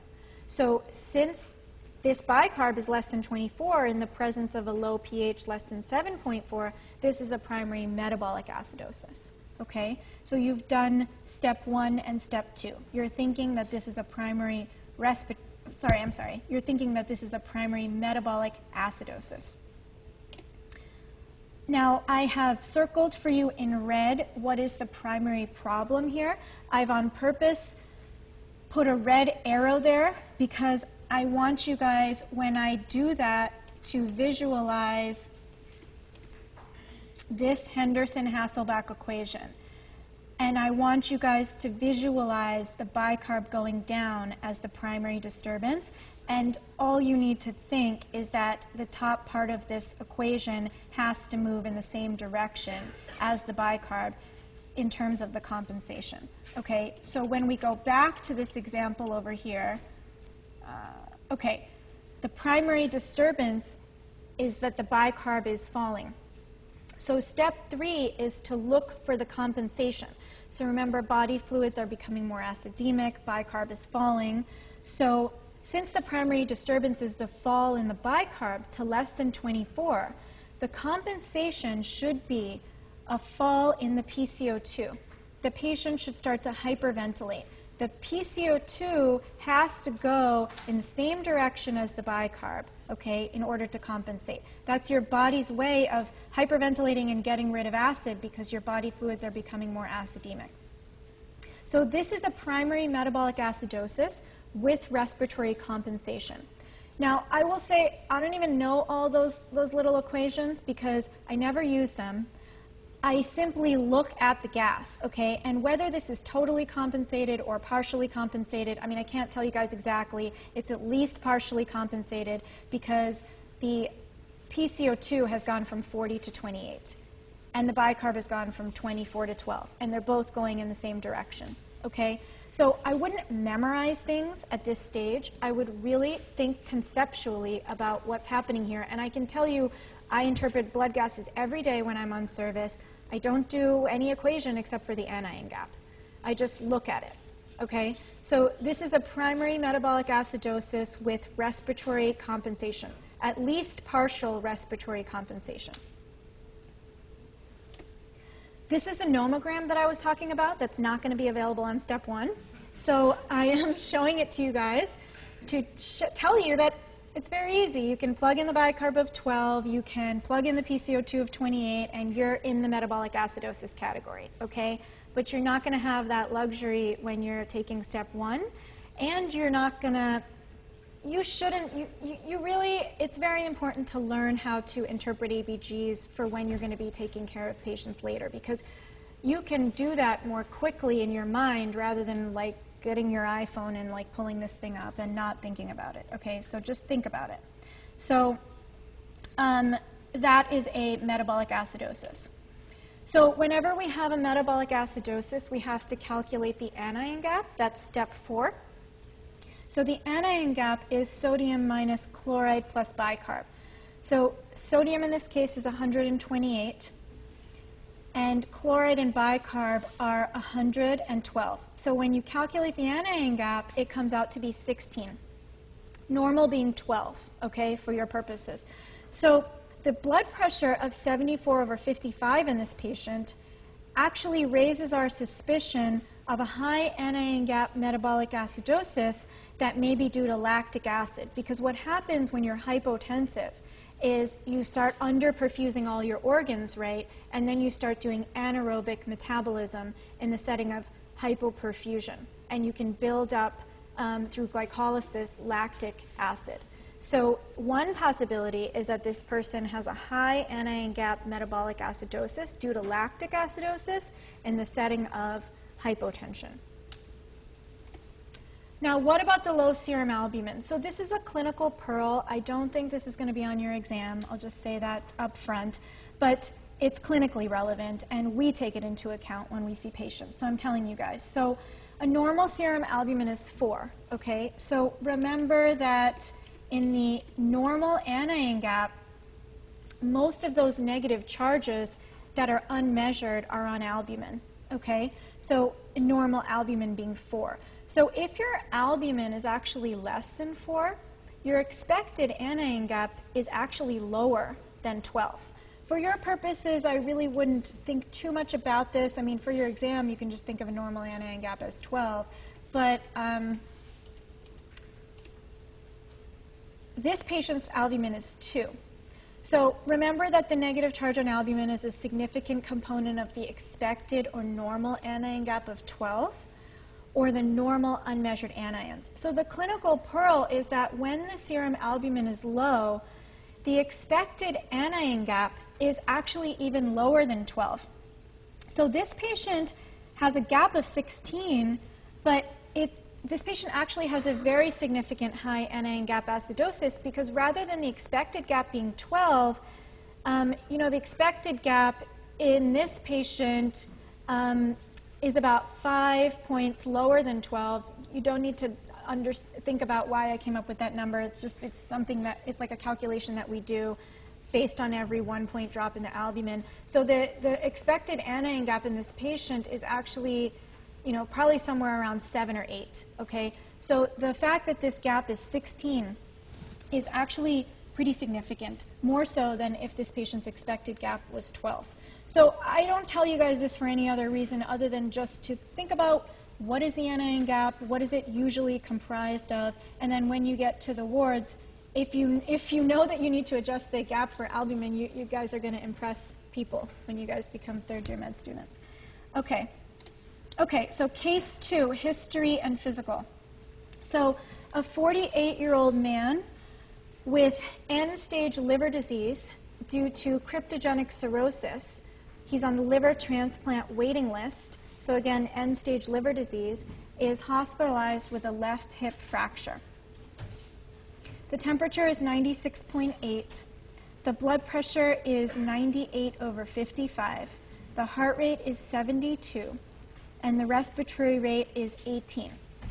So on exam, he has scleral icterus, which is jaundice from high bilirubin levels, a distended but non-tender abdomen, 2+ peripheral edema, and palmar erythema.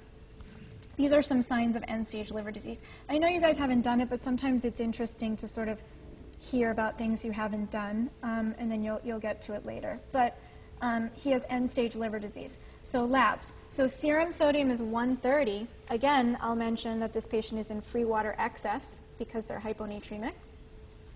Potassium 3.7, chloride 107, bicarb 18. Okay? So does this patient have an acidosis, an alkalosis, either acidosis or alkalosis, or neither acidosis or alkalosis? Any thoughts? The respiratory rate, 18.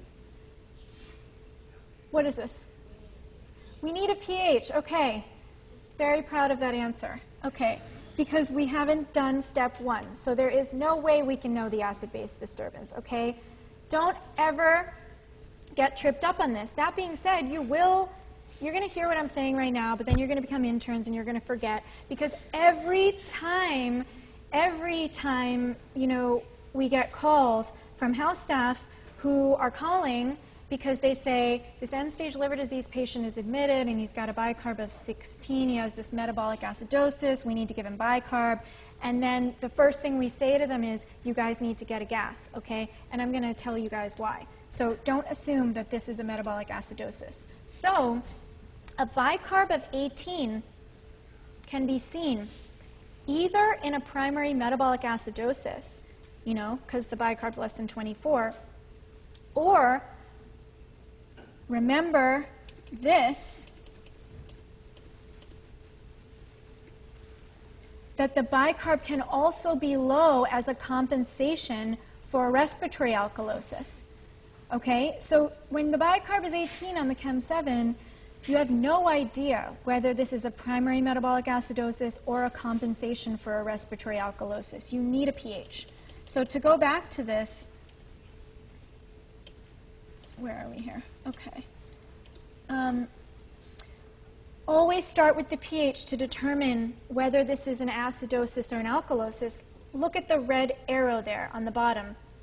You can see this bicarb either with an acute or chronic respiratory alkalosis or a metabolic acidosis. So you do not know what this is.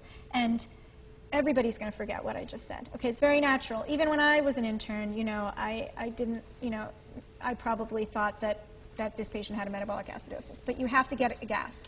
So the albumin is 2, the BUN is 14, the creatinine is 0.9. Here's the gas.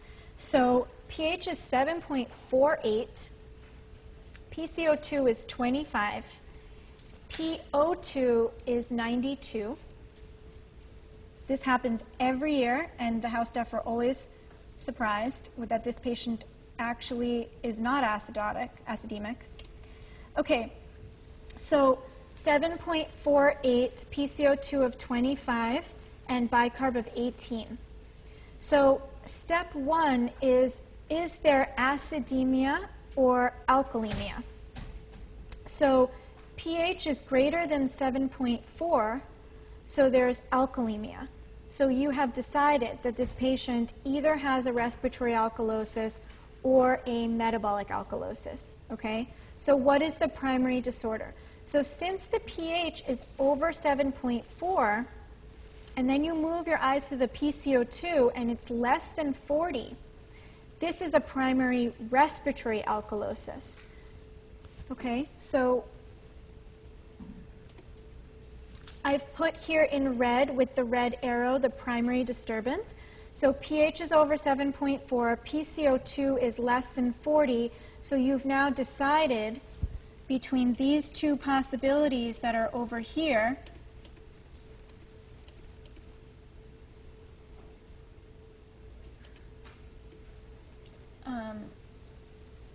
If pH is over 7.4, it's either a respiratory alkalosis or a metabolic alkalosis. And if pH is greater than 7.4 and PCO2 is less than 40, it's a primary respiratory alkalosis. Okay, so just to go back to our example over here,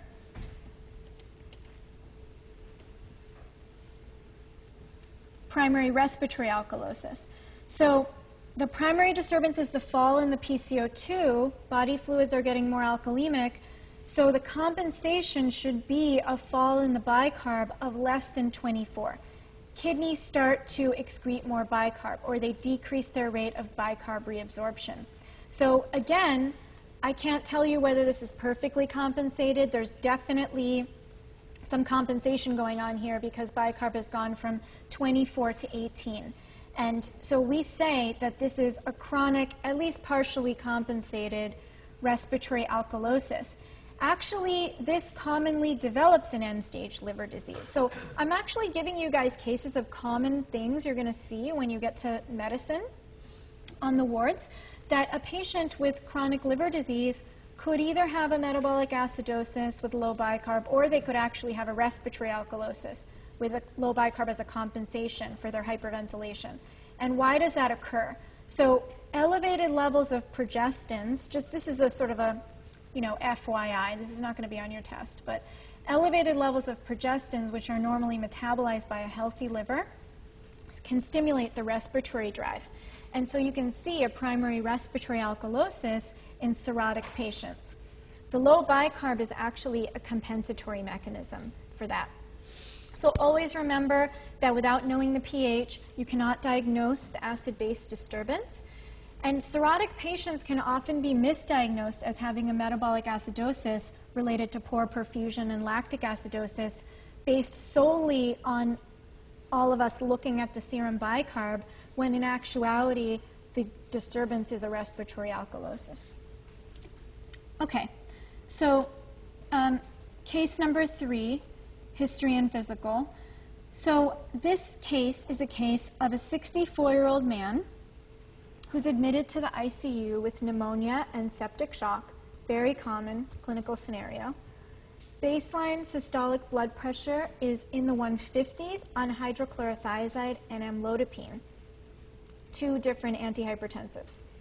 Temperature is 101, blood pressure is 85/50, heart rate is 110. So on purpose, when I wrote these slides, I wrote there that the baseline blood pressure is in the 150s on 2 drugs. So I want to remind you guys that blood pressure is a very relative thing. Each person could have a different baseline blood pressure. This guy at home takes 2 antihypertensives, clearly has uncontrolled hypertension because the blood pressure is not controlled on 2 drugs, but is going along every day at home taking these 2 drugs, and his systolic pressures are in the 150s. So that's his baseline. That's where his body is. That's what he needs for his renal perfusion on a daily basis, is a pressure in the 150s. So now he comes in and his blood pressure is 85/50. So I bring this up so you guys understand that he has had a really significant drop in his blood pressure, because his normal pressure is not 120, it's 150. So he's gone all the way down from 150 to 85. Even if I told you guys that this patient came in with a blood pressure of 120/80, he's still hypotensive, okay, compared to his baseline, and he can still develop end organ problems and signs of hypoperfusion at a blood pressure of 120/80 for him, okay? So what do I mean by end organ perfusion? I mean, if he's hypoperfusing his kidney, for example, he could become pre-renal. If pre-renal goes on long enough, it becomes ischemic ATN.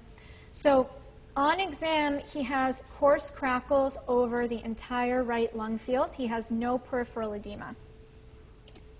His labs. So his serum sodium is 135, okay? Little bit of a water excess here. Potassium is 4.8. Chloride is 103, bicarb is 10. Very low serum bicarb, normal being 24. So albumin is 3.8, BUN is 22, creatinine is 1.4. His gas, his pH is 6.94, PCO2 48, PO2 51. So this particular patient is hypercapnic and hypoxic and severely acidotic, okay?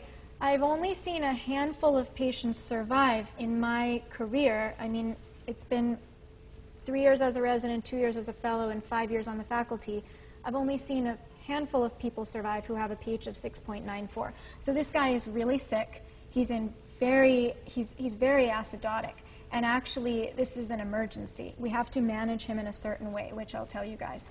But we're going to interpret the gas, okay? Because that's really important. So pH is less than 7.4, so there is acidemia. Definitely. You're within 2 categories here. The primary problem is either going to be a primary respiratory acidosis, or it's going to be a primary metabolic acidosis. So our eyes are going to move to the PCO2. So since the pH is less than 7.4 and the PCO2 is over 40, there is definitely a respiratory acidosis going on, okay? So now our eyes are going to move to the bicarb. I will say that since the pH is less than 7.4 and the bicarb is less than 24, you could also say that this patient has a metabolic acidosis. So this is what we call a double whammy or dual acid-base disturbance. This is real life, that this patient is actually coming in with two different acid-base disturbances, two different types of acidosis. I'm not just simply talking about that this patient's compensating for something. I mean he has two different acid-base disturbances, and that's why the pH gets as low as 6.94. Okay, because there is something going on here that's leading to a very severe acidosis, which we'll get to in a second. But you're just going to interpret this the same exact way that you guys did all the other gases. You're looking at the PCO2, it's over 40, so there's a respiratory acidosis. We're going to do step 3 in a second to look for the compensation, but you have to finish step 2 by looking at the bicarb, and you're also saying to yourself that there's a metabolic acidosis going on here. So I've given you guys 2 red arrows there because there are 2 primary disturbances going on. So now you're going to look for the compensation. Okay, we tend to start with the respiratory problem first. So this guy has a respiratory acidosis, and the PCO2 is high, over 40. So we're going to look for the compensation. So since there's a respiratory acidosis, the compensation, remember that the arrows need to go in the same direction for the compensation. Body fluids are becoming more acidemic. The patient's hypoventilating and retaining CO2. So really, the kidneys should start to increase their rate of bicarb reabsorption in order to compensate for this respiratory acidosis which is occurring, okay? If this patient were compensating for the primary respiratory acidosis, the bicarb should be over 24, correct? Because the arrows need to go in the same direction. However, notice that the kidneys have dramatically decreased their rate of bicarb reabsorption. Now remember that you never perfectly compensate, and when you're going in the complete other direction of where you should be going for a compensation, that means that you actually have another disturbance going on. So what's happening here, kidneys to compensate bicarb should have gone over 24 in the serum. It's actually gone down from 24 to 10 in the total other direction. That means that this patient has a significant additional metabolic acidosis going on. I don't know if you guys are really on your test going to get into dual acid-base disturbances, but it definitely becomes important in real clinical practice. So this is why the pH gets as low as 6.94. Okay, so the pH of 6.94 is like all the way on the left side of this panel. It's very dangerous, and actually there are several reasons why we acutely dialyze patients as an emergency. So one of the indications for emergency dialysis is severe metabolic acidosis, okay? I would say like in 200% in this range, patients should be started on dialysis right away. We should give them some bicarb, and then start dialysis as soon as we can get a VAS cath in. So other acute indications to dialyze, just because we're on the topic and it's a review. So hyperkalemia with EKG changes that cannot, you're going to do the acute stuff. You're going to shift the K into the cells with the bicarb and the insulin and the D50 and the albuterol.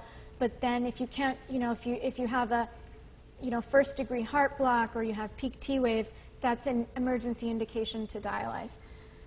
Severe acidosis, volume overload that cannot be controlled with diuretics, uremic encephalopathy, and pericarditis with pericardial friction rub, and intoxications. These are the reasons to emergently dialyze a patient.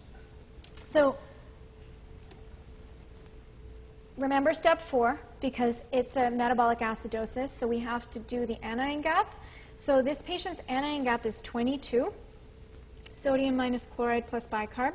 So the patient has a high anion gap metabolic acidosis, definitely from shock. They're really hypotensive, lactic acidosis, and a respiratory acidosis likely related to inadequate ventilation in the setting of the pneumonia. Okay, so this patient's coming in with a pneumonia as well as septic shock. So I think I hopefully gave you guys the blood pressure here. What did I say? The blood? Yeah, blood pressure. He's very, very relatively hypotensive. So lactic acidosis as well as pneumonia. So how would we manage this patient? They would immediately be intubated and started on dialysis. The intubation is really for the airway protection because they likely have no mental status at this point, and they need to really be stabilized. And we hope and do everything we can so that they survive. And the type of dialysis we do would be continuous veno-venous hemodialysis, which is continuous and gentle, and it's used for patients in shock. Their blood pressure is not good enough to tolerate the regular type of dialysis.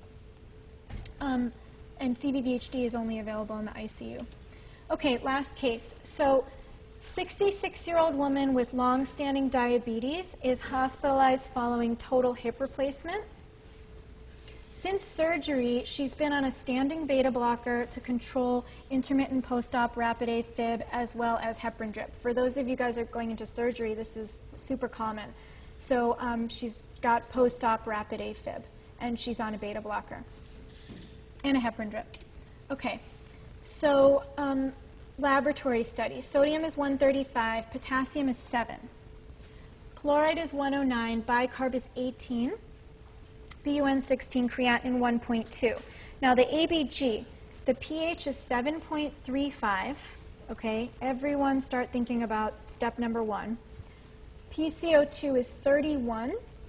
That also should get you to step 2. And PO2 is 92. That's not important for the interpretation of the gas. So pH is 7.35, PCO2 is 31, and bicarb is 18.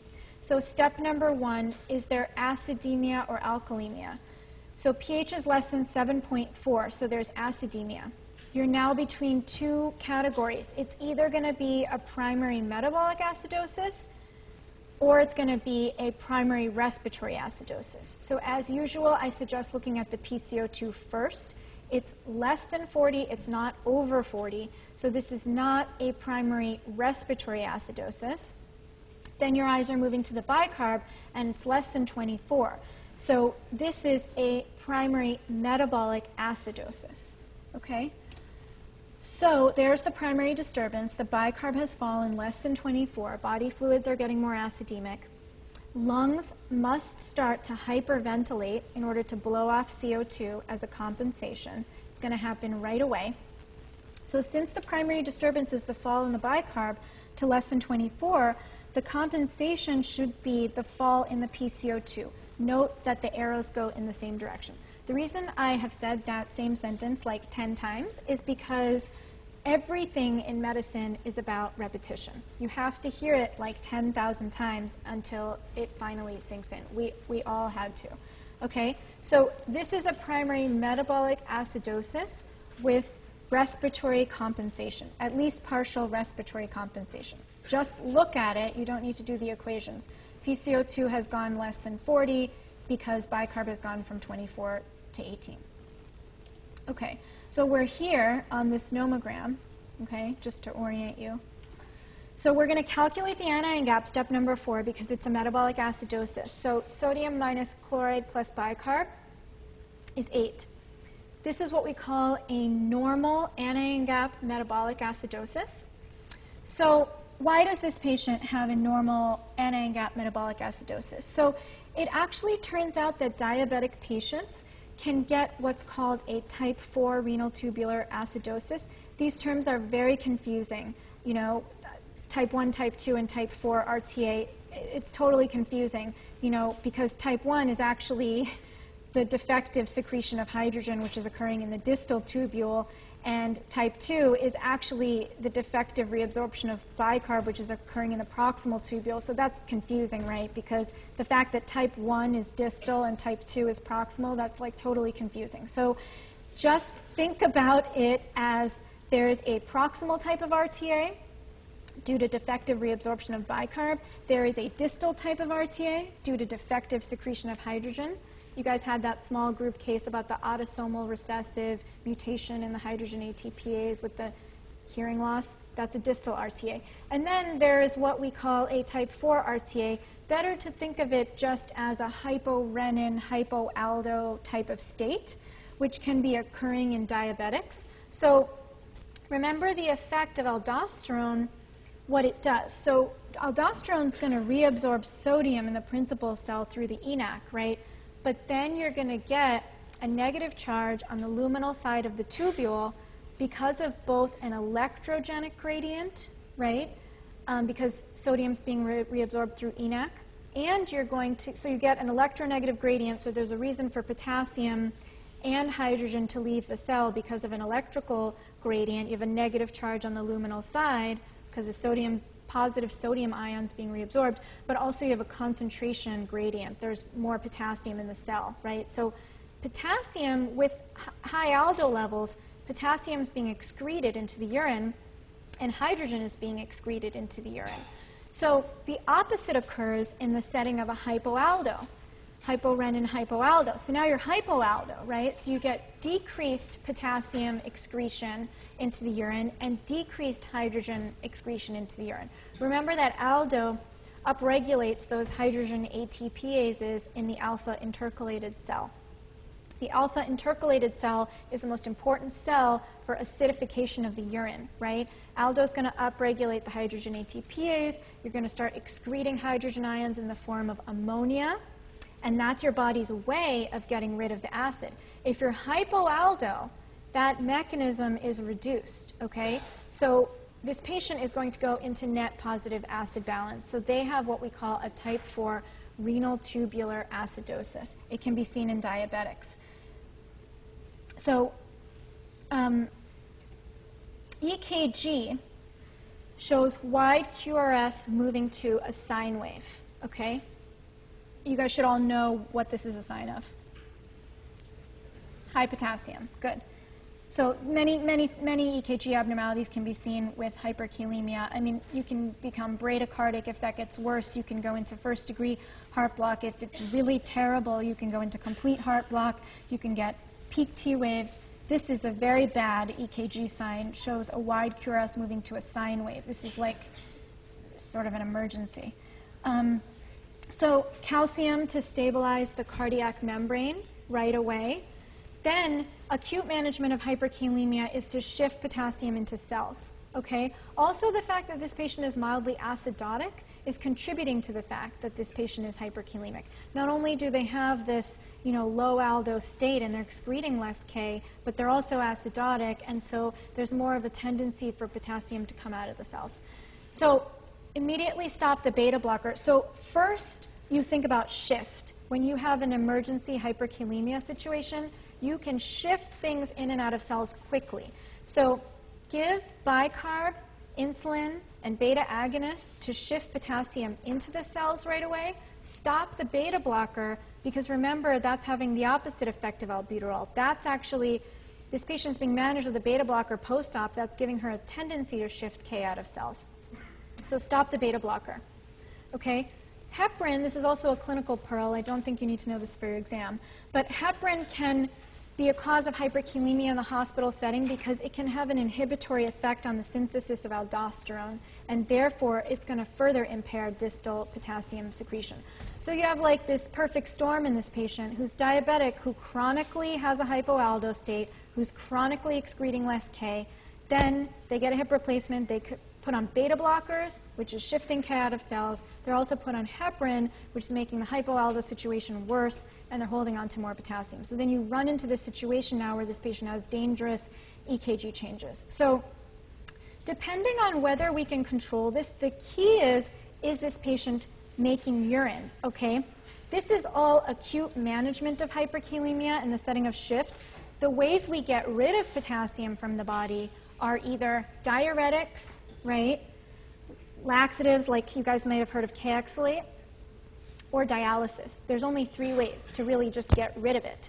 So as long as we can shift things so that she shifts K into cells, and then we take a look at her volume status, okay? If she's a little hypervolemic on exam with crackles or edema, we could think about giving her some diuretics that would help excrete the K. But if she is like anuric for some reason, I don't know why she would be anuric, but maybe she's like gone into ATN for some reason after the operation because maybe she got an infection after the operation and then she became hypotensive and she was in shock and now she's not making any urine, okay? Then, if she's hyperkalemic, we have to think about dialysis because we have to get rid of this potassium somehow. So the summary of this is that we should never make an assumption about what the acid-base disturbance is based solely on the bicarb. You'll never be sure if you're looking at a primary disturbance or a compensatory mechanism. Always start with the pH, okay? Use a stepwise approach, as I've shown you guys. Step 1, look at the pH. Step 2, look at the PCO2 and bicarb to determine the primary problem. Step 3, look for the compensation. Step 4, always calculate the anion gap when there's a metabolic acidosis. And do things in order. Always look at the PCO2 before you look at the bicarb, because the lungs are faster. Acute management of hyperkalemia is based on cardiac stabilization and shifting potassium into the cells, because you can do it quickly. So even dialysis patients where the only thing we can do is dialyze them, right? If they come into the emergency room hyperkalemic, we do the things to shift the K into the cells while we try to move them quickly to the dialysis unit, because all of that can take 45 minutes, right, or an hour to get them to the dialysis unit. So good luck, you guys, and hopefully I'll see some of you this afternoon in the hospital.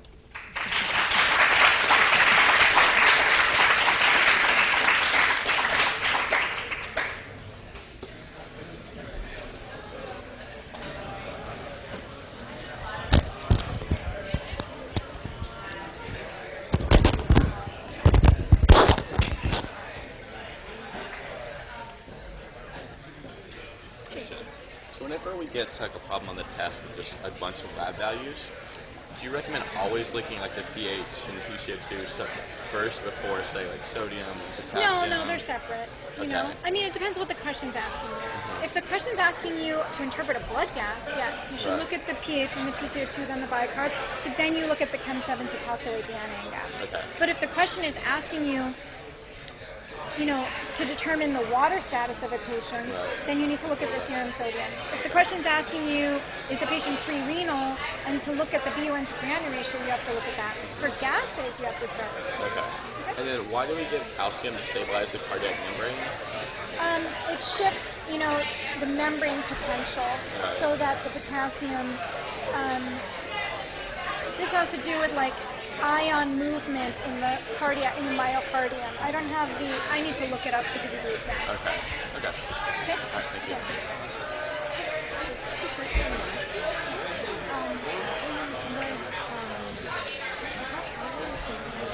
I know, but he asked me that too. I need to look up the exact mechanism of how it does, but it's basically the flux of calcium somehow stabilizes it so that the hyperkalemia doesn't have as much of an effect. I don't remember. I have to look at it. Thank you.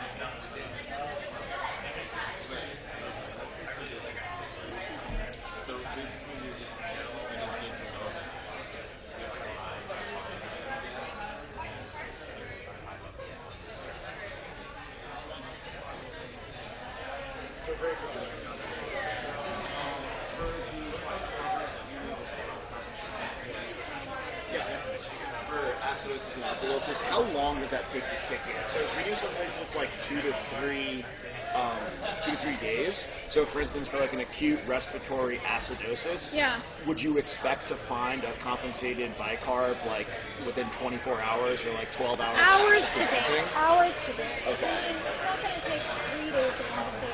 Honestly, I have to look it up also to know exactly how long, but it's not immediate. It's on the order of hours to days. I don't know if 12 hours is enough. I think it's more. Okay, but if you were to see just like an emerging like hypoventilatory crisis that presented like 2 hours ago, you wouldn't expect a bicarb response. Okay, just wanted to confirm. Thank you.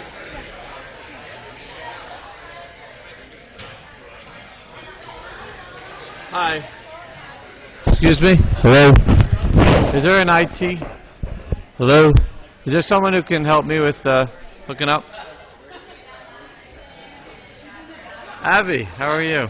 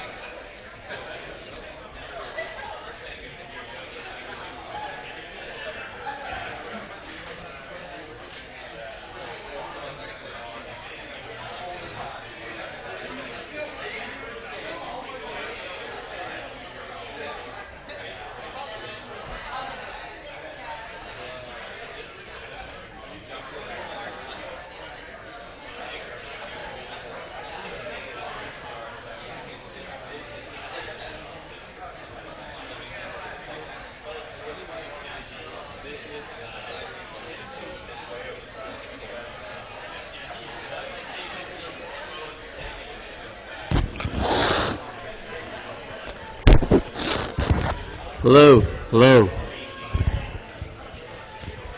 Time is short. In the past, can you hear me okay? Sure. Hello, better? So in the past, the students have found this next hour and 20 minutes to be pretty valuable. And Dr. Degati's coming soon to take over to do the larger second half of this, and I really want you to get your time in here because I think this can be very valuable. This is probably right around the time you're feeling pretty confused, or maybe a little confused, and we're going to get to a better place. Now, I don't know how to do the... Someone's going to help me with the AV, I assume, right?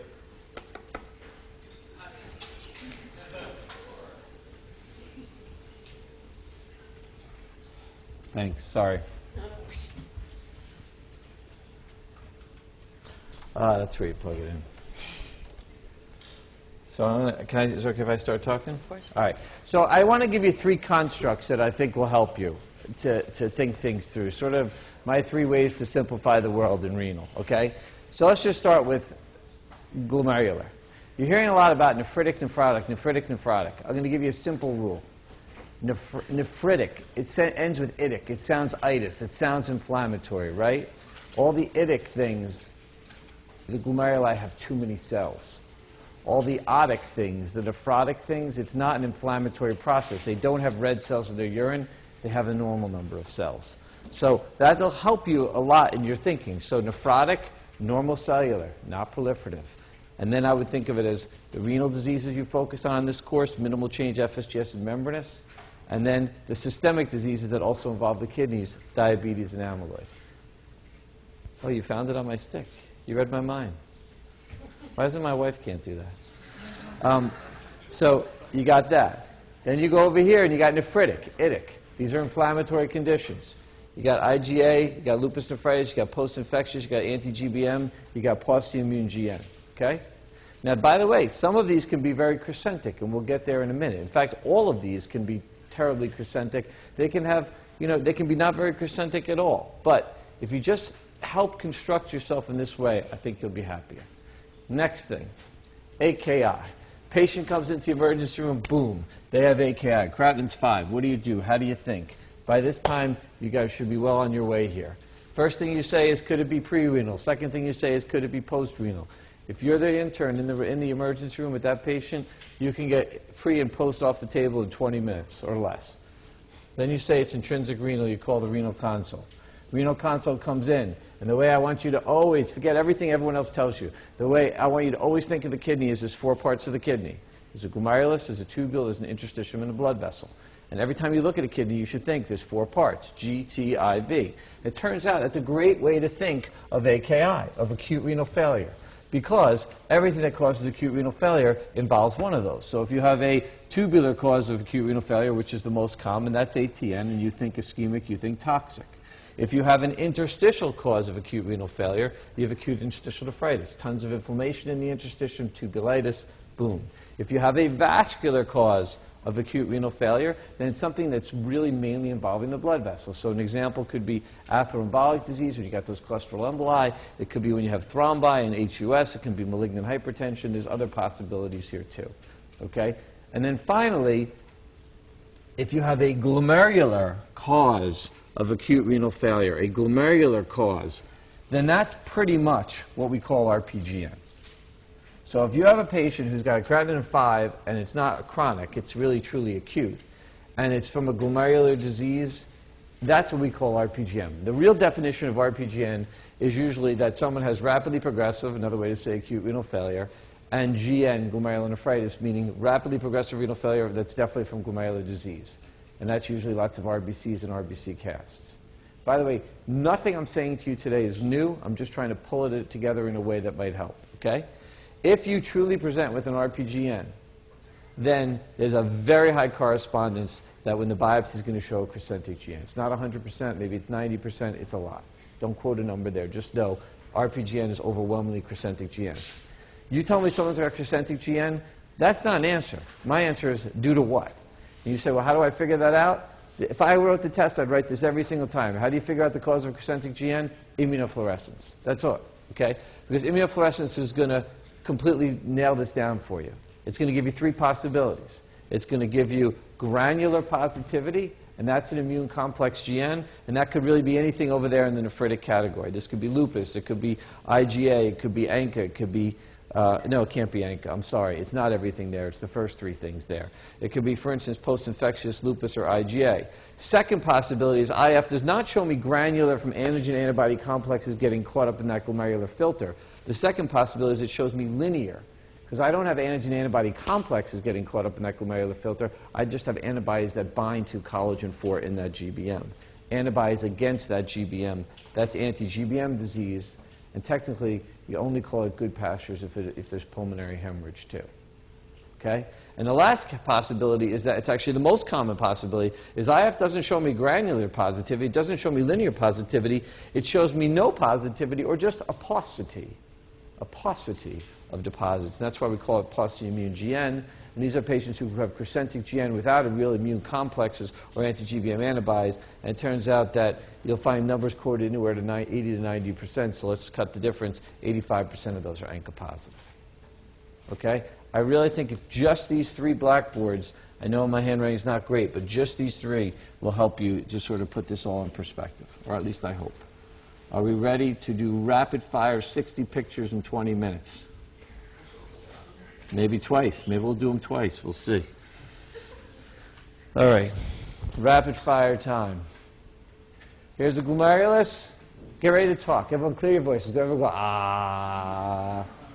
Because I'm going to ask questions. You're going to answer them real fast. Rapid fire. Okay?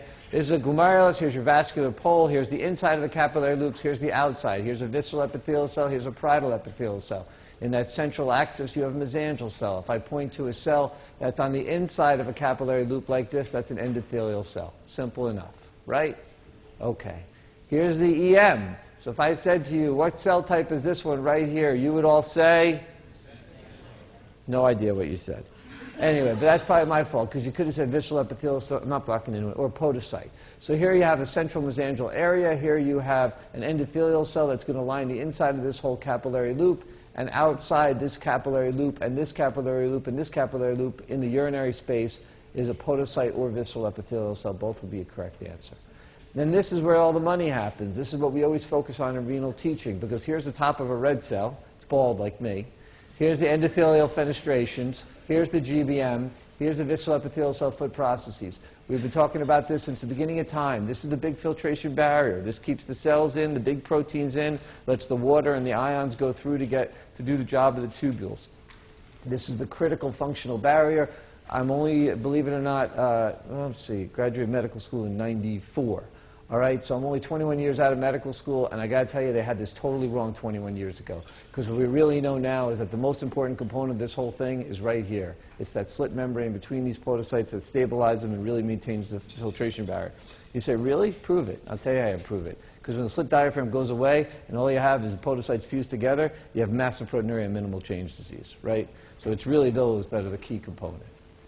The funny thing, actually, is that they used to think endothelial cells were really important. Look at the size of these gaps. You know how a protein's like a dot. I mean, these are, all right, go on. I don't have time for it. So here, we're going straight to nephrotic, okay? We're going straight to nephrotic. We're going to normal cellular. You know this is normal cellular. And what does this look like? It looks completely normal. If you're an adult and you have nephrotic syndrome, you get a biopsy. If you're a kid and you have nephrotic syndrome, you get 6 weeks of steroids, because 90% of the time you're going to have this, which is minimal change disease, which is called minimal change because it shows minimal or actually no changes by light microscopy. IF is negative, but you have complete fusion of these foot processes, 100% effacement or fusion. All right, we use the term focal segmental glomerulosclerosis, which also falls right here. It's focal because it involves some glomeruli, not other glomeruli. Okay, it's segmental because it involves a segment of the individual glomerulus, not the whole glomerulus. Simple concept, hopefully, but it's very important. It's segmental in this glomerulus, it's segmental in this glomerulus, it's focal because it doesn't involve these three glomeruli. And here's what a lesion of FSGS might look like. A discrete segmental scar involving only a portion of the glomerular tuft with hyaline entrapment, increased matrix material. You have some GBM wrinkling in here. You even have visceral epithelial cells forming a little cap over this lesion. This is another lesion of FSGS. Again, you can see part of the tuft looks different than the rest, and it is normocellular. That's FSGS. This is a tough diagnosis because it doesn't kind of work perfectly in terms of this scheme, and it's always hard for people. But if you focus in on the GBM here, the GBM went from this to this. This is collapsed, and this is collapsing FSGS. So this is what you see in collapsing FSGS. You see this marked wrinkling and retraction of the GBM. But what makes this such a challenge is that these epithelial cells out in the urinary space, which are probably a combination of visceral and parietal, and let's not worry about that for now, but it looks kind of hypercellular because you have all these cells, but you have to just recognize the pattern. The pattern is implosive wrinkling and retraction of the GBM with swelling of cells on the outside. Normal cellular or hypercellular? Normo. Something's wrong, right? Yeah, these GBMs are way too big. They're way too thick, but it's normal cellular. GBMs are markedly thickened. Why? Because they contain these immune deposits which contain IgG, right? So they're full of these immune deposits stained brightly. And then between them, they're full of these GBM spikes. So this GBM grows up in reaction to those deposits out here and creates projections that go out in this direction. Put it all together. This is the EM. This is the capillary loop. Here's the GBM down here. Here's the deposit that you saw with that IgG stained by IF. And here's the spike in between. And these spikes are composed of the same elements that compose the GBM. And that's why on this silver stain they have the same black coloration as the GBM. That's membranous. Okay? That's membranous. This is the point at which you all get frustrated because you say, what in the world is this? She didn't teach us it yet. And I say, correct. And that's because I confirmed with her a half hour ago she's going to teach this to you in the next session. She's just going to touch on it. This is a condition. I'll just mention it for 30 seconds or less. Glomeruli are hypercellular. They have a very lobulated appearance to them.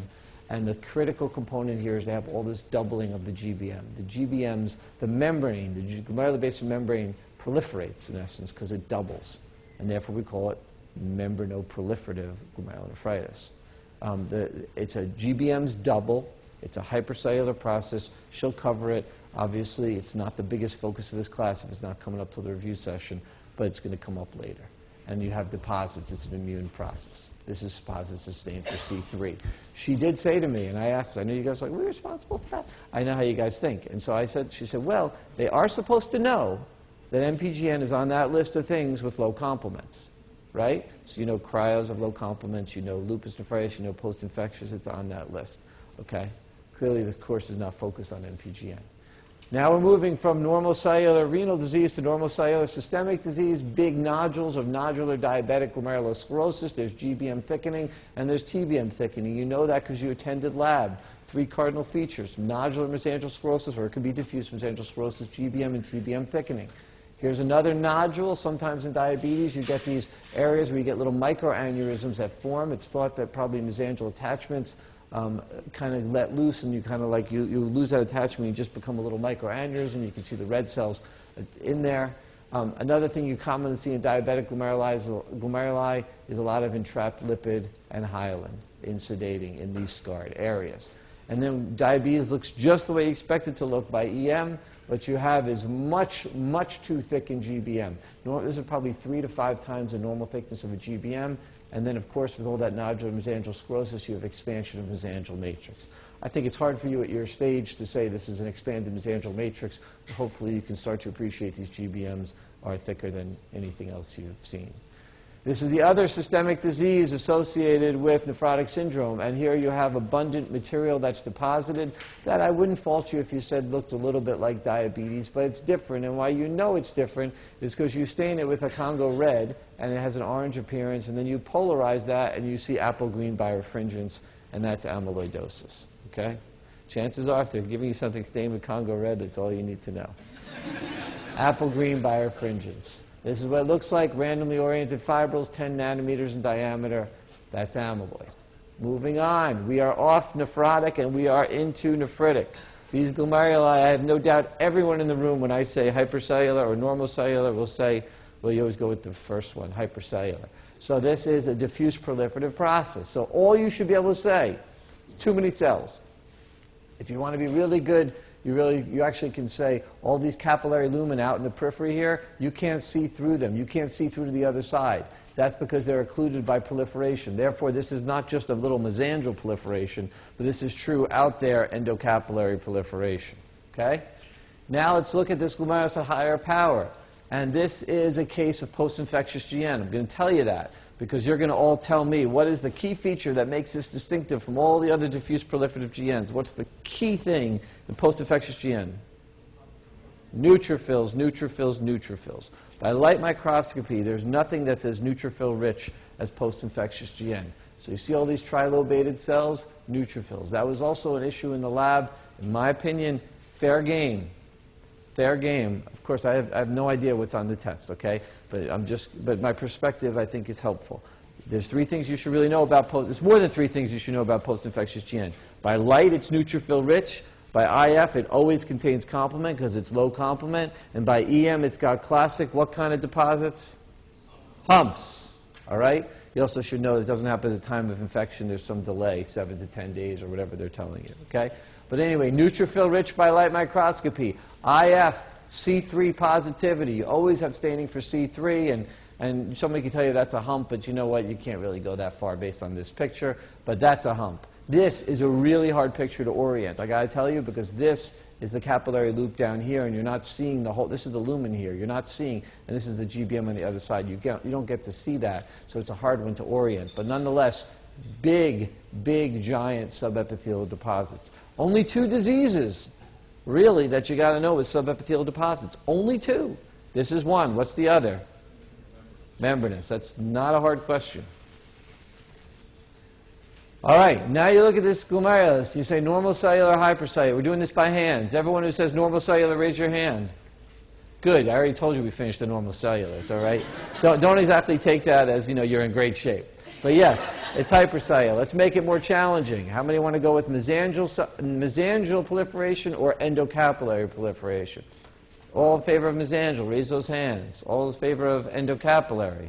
Excellent. This is unequivocally a mesangial proliferative pattern. You have too many mesangial cells, but look out here. All these peripheral capillary loops are wide open. They're patent out here. This is really, the glomerulus is almost like the mesangium is like the hand. It's like a hand in the middle. It's not all these capillary loops out here. It's the central hand. The central hand here has lots of proliferation. Out in the periphery, you don't have it. This is a mesangial proliferative GN. This is the most common glomerulonephritis worldwide. It's unbelievably common. I don't even have to tell you what I'm standing for here. You're going to tell me. What am I standing for? This is IgA nephropathy. And the most common pattern in IgA nephropathy is mesangial proliferative, just like you saw there. Here's an EM. Look at the thickness of this GBMs. Nowhere near what you saw in that diabetic a little while ago. This is another one I would say is a tough image. Here's a capillary loop, another capillary loop, another capillary loop. It's a dark image, but this mesangial area is just packed with deposits. All this in here, absolutely packed with mesangial deposits. It's hard. The contrast isn't great on this image. All right. We move on to lupus. Now, there's another question you're going to want to know, which is, are we going to be responsible for knowing the classification of lupus nephritis, right? Be honest with me. Who doesn't want to know the answer to that?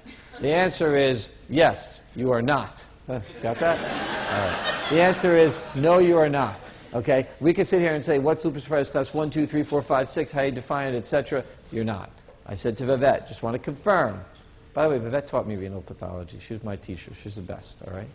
You know what's funny? My brother graduated from PNS in '89. And then in '97, I applied here to be a fellow in renal pathology with Vivette, and I got him, and he said to me, "You're going to do a fellowship with Vivette?" And she's not here yet, right? She's not here. And I said, "Yeah." And he said, do you know that in my entire first 2 years of medical school, there's not a better voice to listen to?" He said, her voice is like so perfectly clear. He says, "You're going to get to listen to that all day, every day?" And I said, "Yes, I am." And I've been here 18 years. 18 years later, I'm still listening to it. Can I tell you, she is on, again, I don't want her to be here when I say this, she's the #1 renal pathologist in the world. She's been the #1 thought leader in the world in the field for more than 10 years, probably close to 20 years. Every major consensus meeting, she's the one running it. She is a giant. All right, back to lupus. So what do we got here? I'm going to tell you, this is one potential pattern of lupus nephritis, which is that you have mesangial proliferation, beautifully demonstrated here with widely patent capillary lumen. Okay? This is a mesangial proliferative pattern of lupus. And when you have a mesangial proliferative pattern, you usually have deposits that are just in the mesangium. This is negative, it's just background, just in the mesangium. And then by EM, here you have a nice big capillary loop, and no deposits on the inside, none on the outside, but right in here, mesangial deposits. Okay? Another thing that can happen with lupus is you can get endocapillary proliferation that's only segmental. So here's a case where the majority of glomeruli do have that endocapillary proliferation. Look how this part of the tuft looks different from the rest of the tuft. Look how this has that focal, or not focal, I'm wrong, it is segmental. That's segmental, and segmental endocapillary proliferation. You can see that in lupus.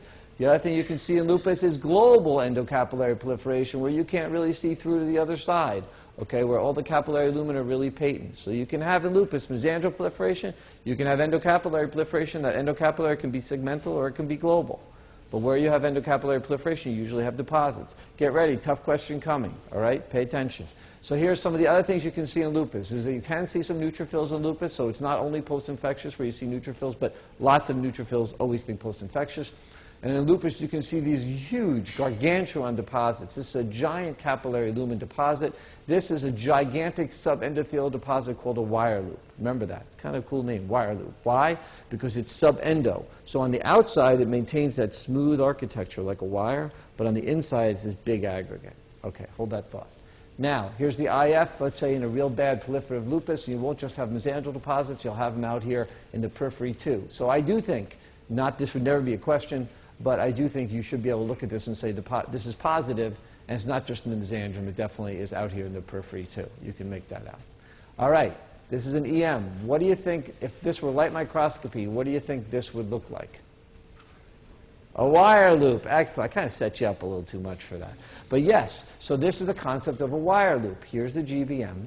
Here's a subendo deposit. It's lining the entire capillary loop. It's big and thick. It's really a massive subendo deposit. It's lifted up this apoptotic endothelial cell. And by light microscopy, that would look just like this wire loop here. All right, moving along. Now we have 3 glomeruli that got the same problem, and it's a big problem. What's that problem? They have crescents, exactly. You have right here fibrinoid necrosis, you have GBM rupture, inflammatory cells spilling out. Here's your crescent, here's another giant crescent, and here's an even bigger crescent. Big crescentic GN. And we've already talked about the possibilities here. And we're going to now jump right here. Oh, no, we're not. We're going to show you a little more why a crescent happens. So here's a capillary loop, here's your GBM, ruptured. And there's where the other, which should have closed. Here's a bigger one, ruptured. And this should be sealed off. It's not. A third site of rupture. This red material is fibrin. There's fibrinoid necrosis. There's fragments of GBM floating out here. But most importantly, this is this big, ugly inflammatory process, which is the crescent. Why do we call it a crescent? Because it has a crescent shape. Why does it have a crescent shape? Because Bowman's capsule stays intact for a while. So inside that circle, you've got awful things happening, just awful. But as awful as they are, it has a very neat external contour because Bowman's capsule holds it inside. And that gives it the shape like a crescent moon. It's always bothered me. Crescent is far too pleasant a name for what a crescent is. Here's a low power of a terrible crescentic GN. Let's count them. 1 crescent, 2 crescents, 3 crescents. It's like Where's Waldo? You guys know? 4 crescents, 5 crescents, 6 crescents, 7 crescents, 8, 9, 10. You actually can count that as an 11. That's a horrible crescentic GN. All right, here's your IF. Is this granular, linear, or negative? All in favor of negative. Good. All in favor of granular.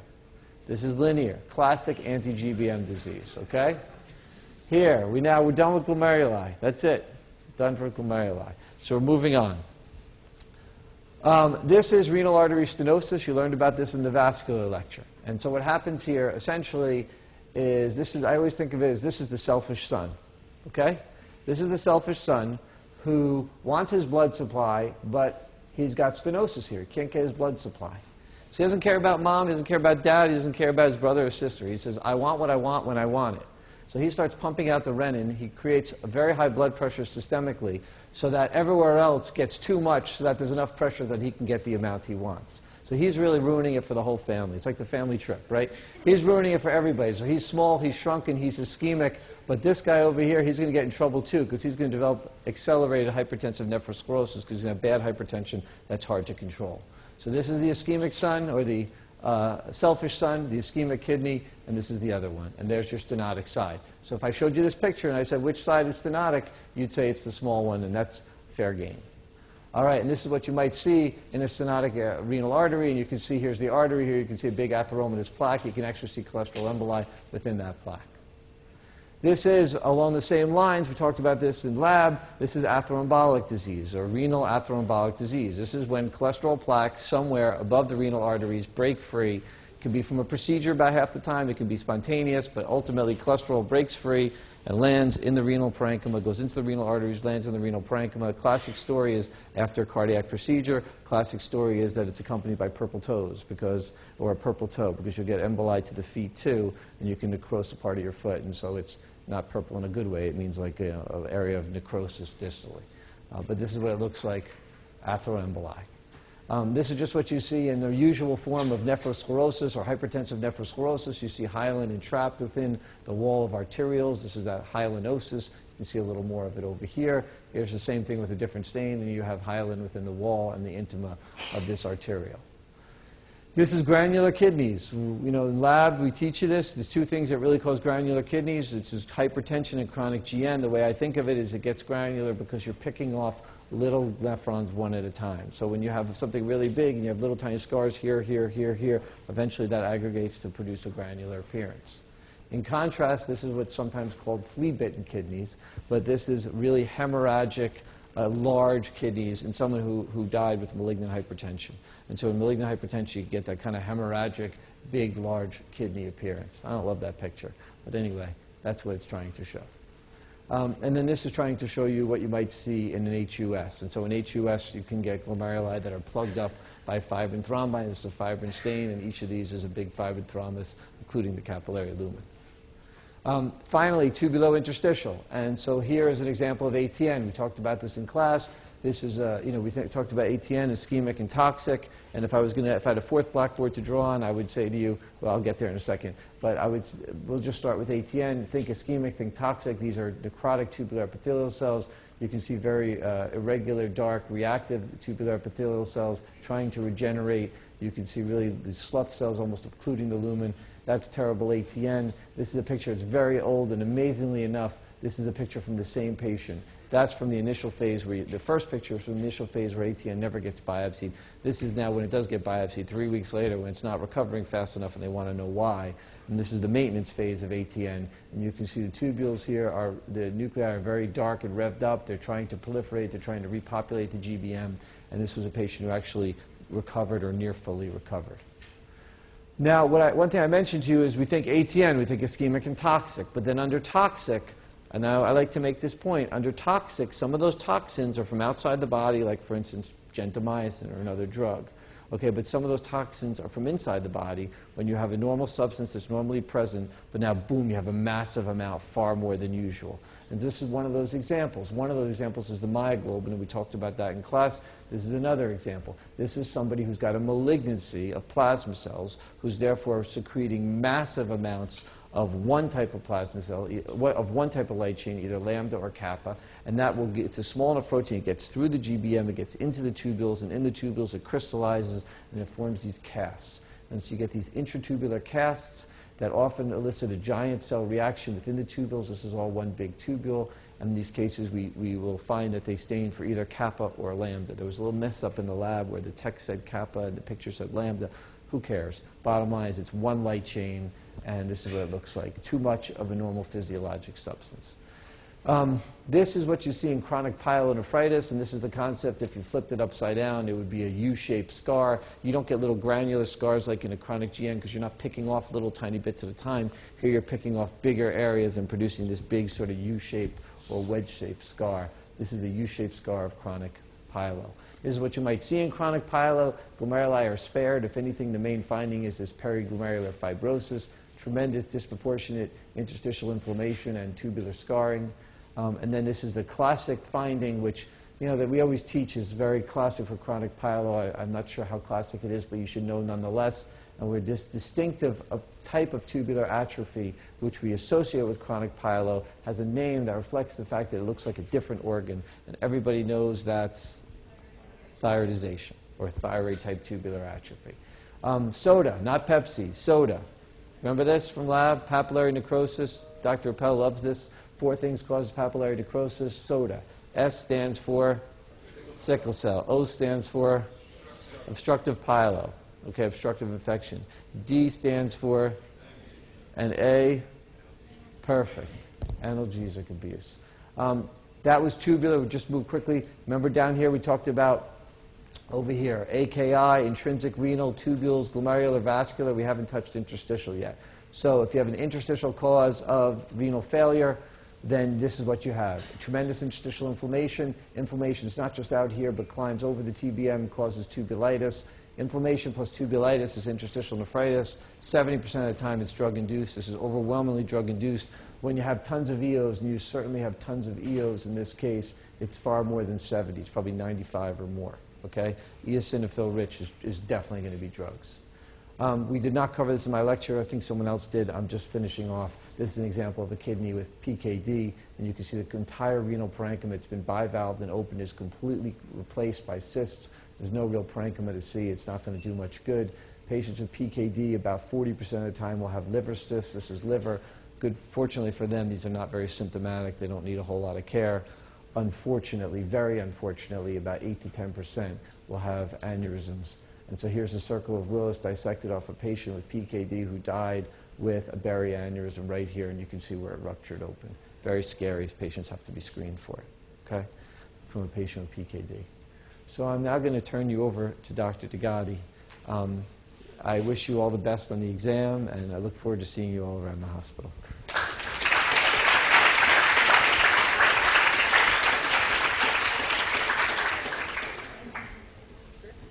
We started late because and then they needed a break. So.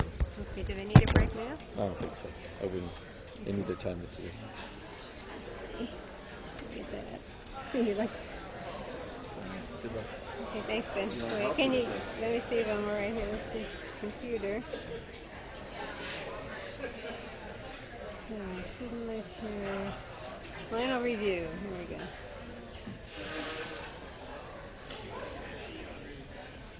Okay. Thank you, Glenn. I'll see you back on the farm, back on the ranch.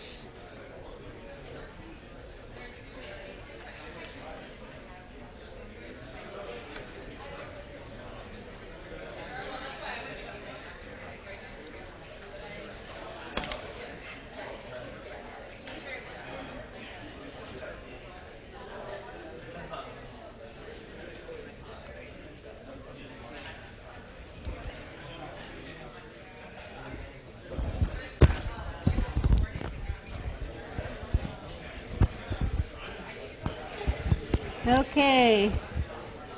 All right, everybody.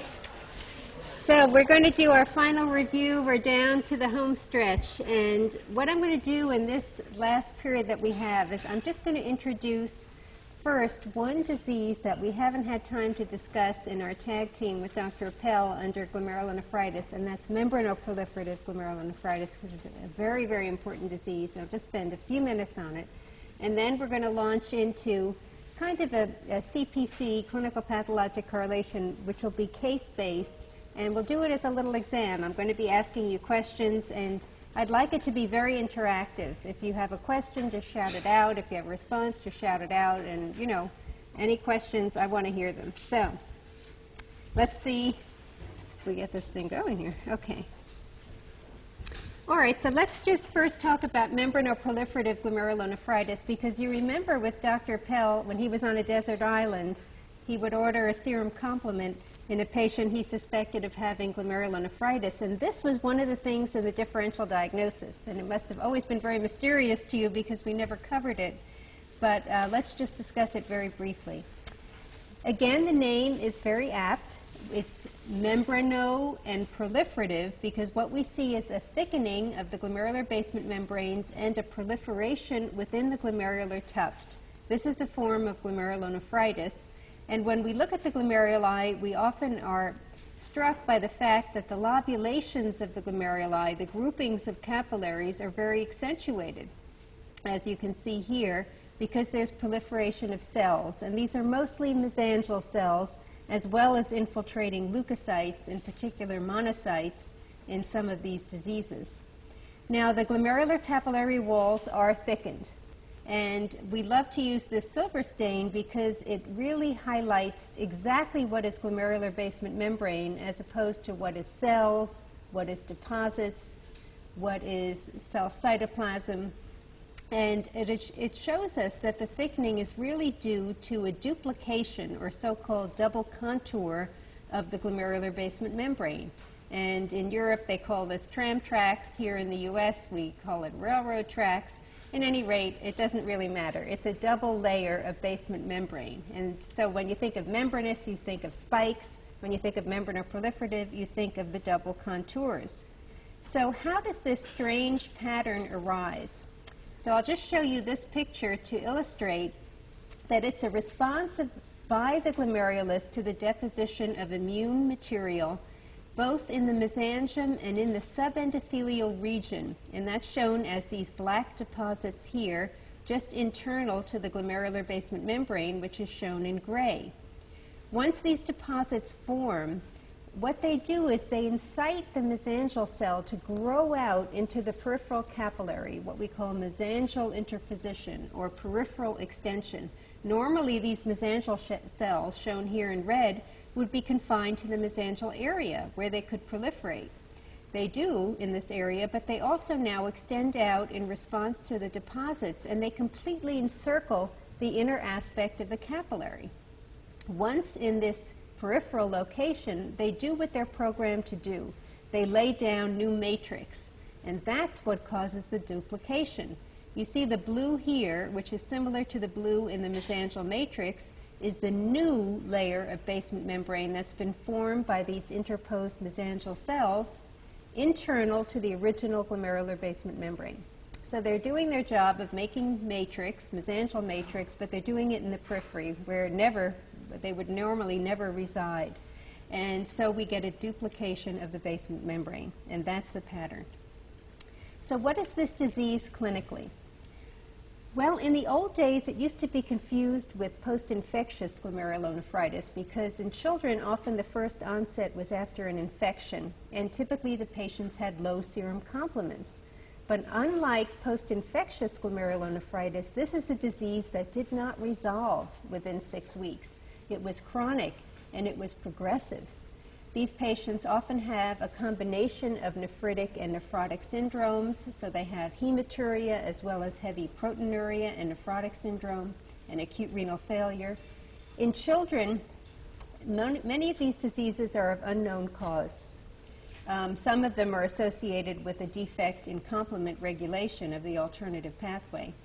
But in adults, we usually can figure out what the etiology is, and most of these cases are due to chronic infections, and in particular, the presence of hepatitis C infection is a recognized cause of membranoproliferative glomerulonephritis. It can cause this pattern with or without the presence of a cryoglobulin. But when there is a cryoglobulin in the peripheral blood, we call it cryoglobulinic glomerulonephritis. And you remember, those were the two things that can cause hypocomplementemia that were in the differential of the low serum complement.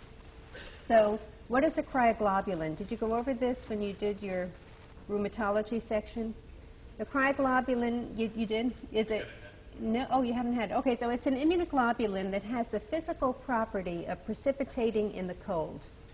And usually this is an immunoglobulin directed to another immunoglobulin. It's what we call a rheumatoid factor.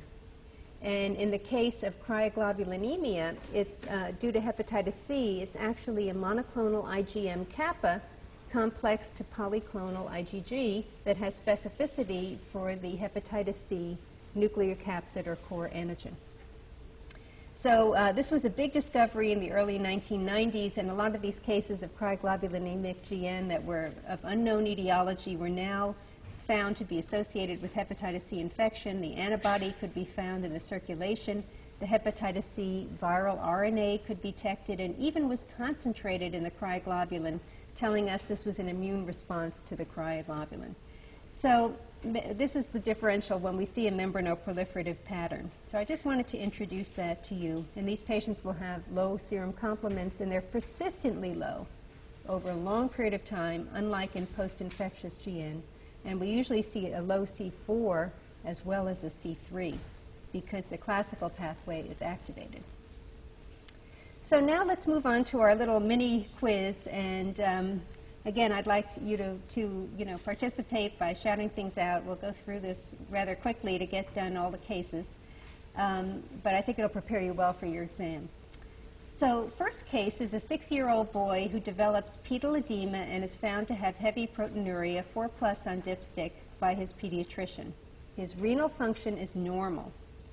His urine protein is as high as 9 grams per day with a low serum albumin. The cutoff for serum albumin is 3.5 gram per deciliter, so he has hypoalbuminemia, and his cholesterol is elevated.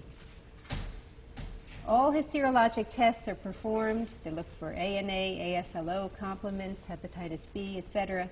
Everything's negative or normal. So clinically, what syndrome does he have?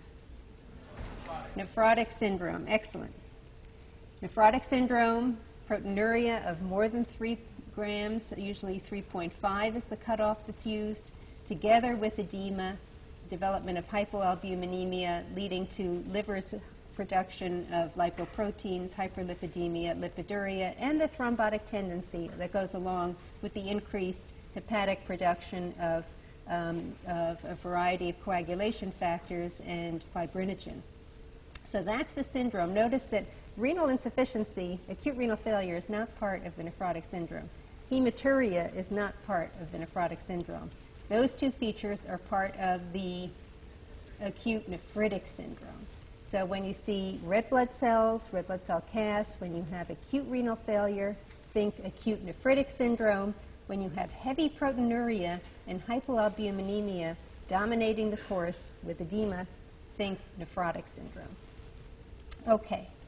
So here's our young child here, and you can notice the periorbital swelling that he has.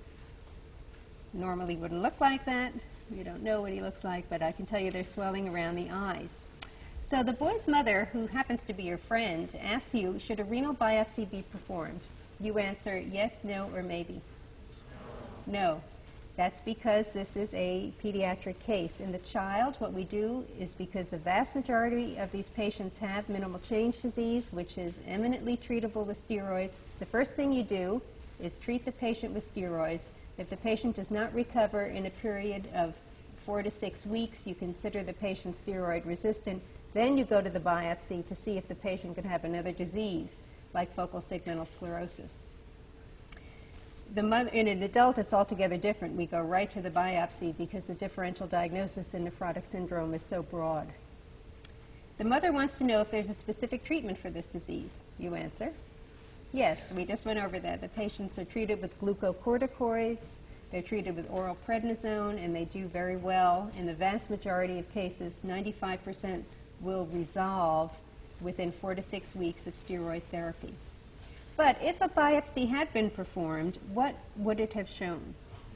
So we're thinking minimal change disease, the most common cause of nephrotic syndrome in this age group, just statistically speaking. So it would have shown normal-looking glomeruli. Here in the silver stain, there's no hypercellularity, there's no basement membrane thickening, there's no sclerosis, there's no proliferation. Looks normal by light microscopy, so-called minimal change disease. By IF, what would we see? No immune deposits. Nil disease is what it used to be called. Negative for everything. But by EM, what would we find? What is the characteristic feature? Effacement of the foot processes, and that's what's seen in this picture. You have a lumen of a capillary here. You see the glomerular basement membrane, and outside, along the urinary space side, where we normally would have discrete foot processes, we just see a blanket of cytoplasm.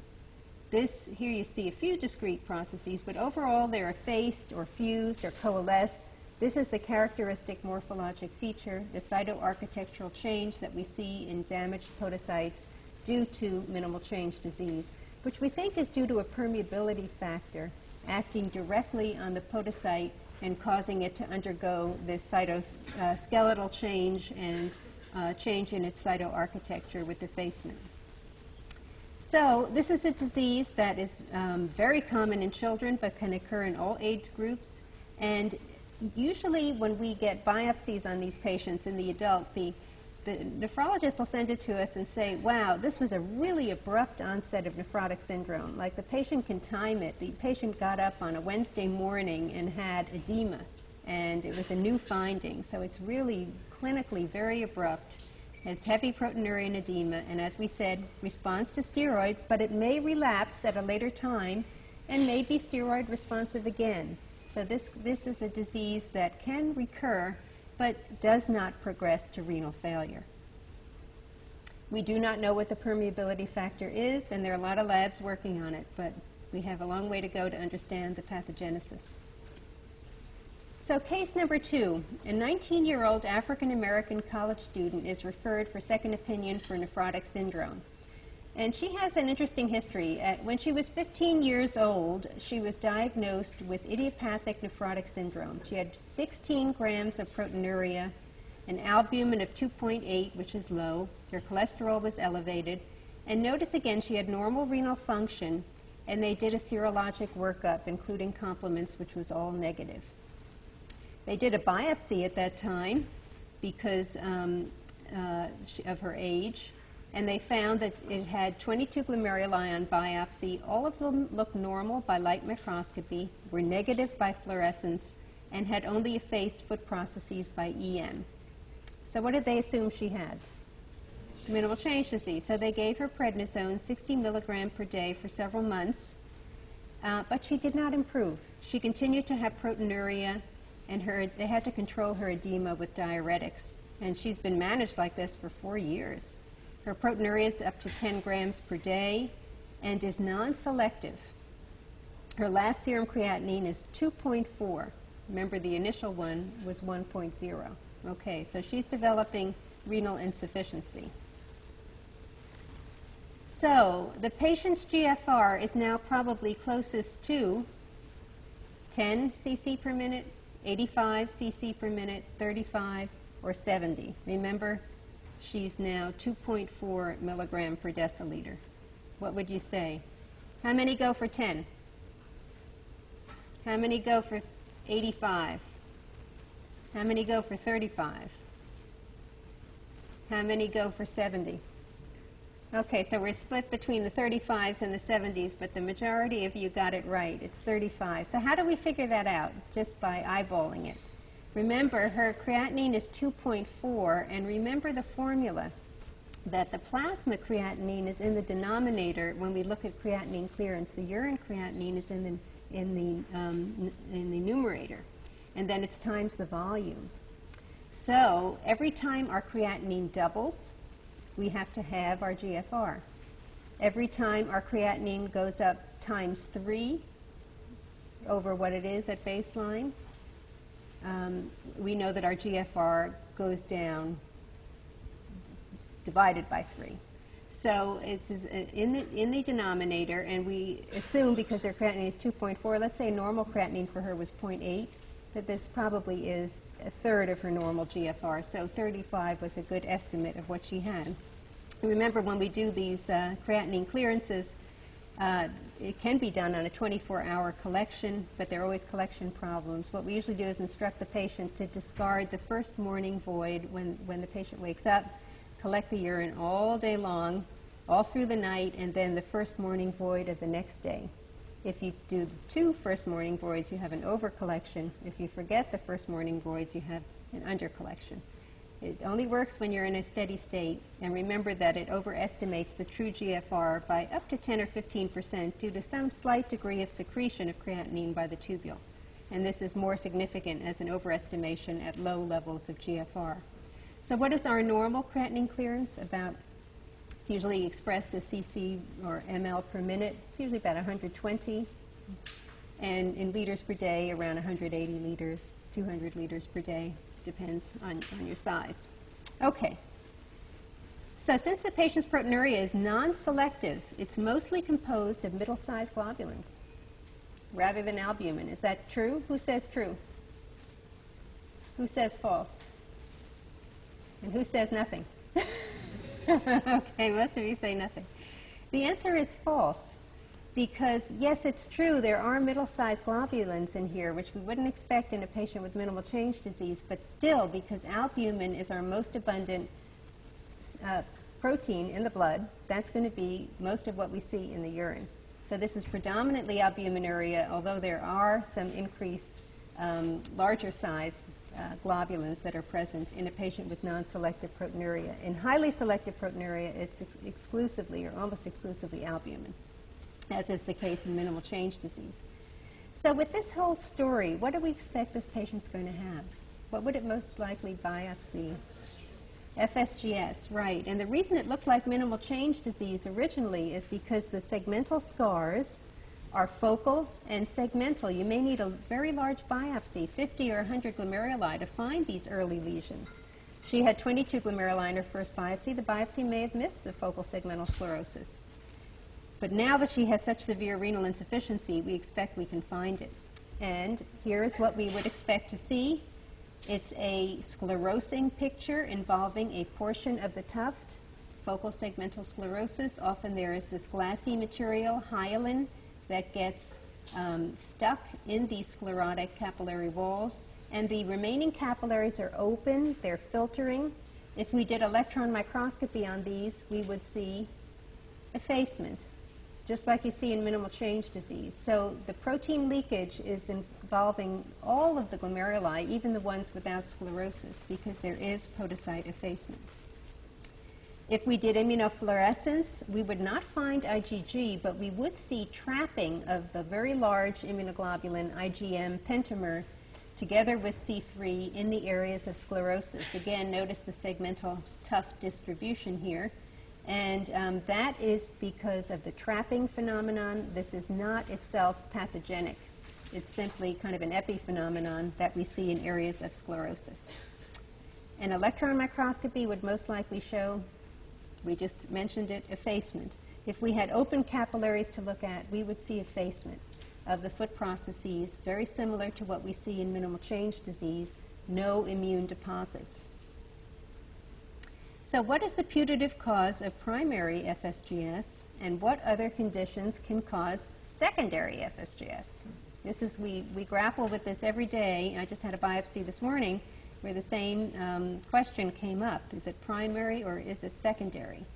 So remember, the primary form is due to a putative permeability factor.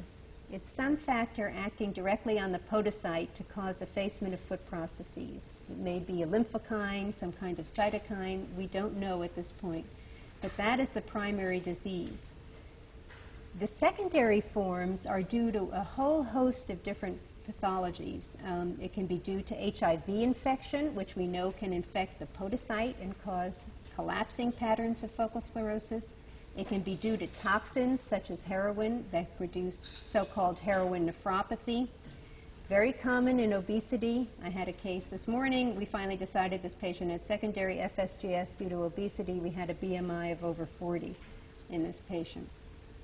Reflux nephropathy, when there is loss of renal mass due to reflux of urine in early childhood, this can cause scarring of different portions of the kidney. The rest of the kidney that's not scarred has to undergo compensatory hypertrophy and hyperfiltration to make up for the lost nephrons, and that can cause a progressive focal segmental sclerosis picture over time. Similarly, with the solitary kidney, we may have a secondary focal sclerosis develop, especially in a patient who has a single kidney who may also be obese, for example, or have some other underlying renal disease, such as hypertension. And then there are genetic mutations in podocyte genes. You've heard about mutations in nephrin and podosin that impair the ability of the podocyte to maintain its normal, mature cytoarchitecture.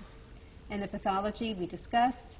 The course, some primary forms will respond. It's about a 40% incidence of response to steroids or cytotoxic agents, but there often is relapse, and many become unresponsive and progress to ESRD and have to undergo transplant.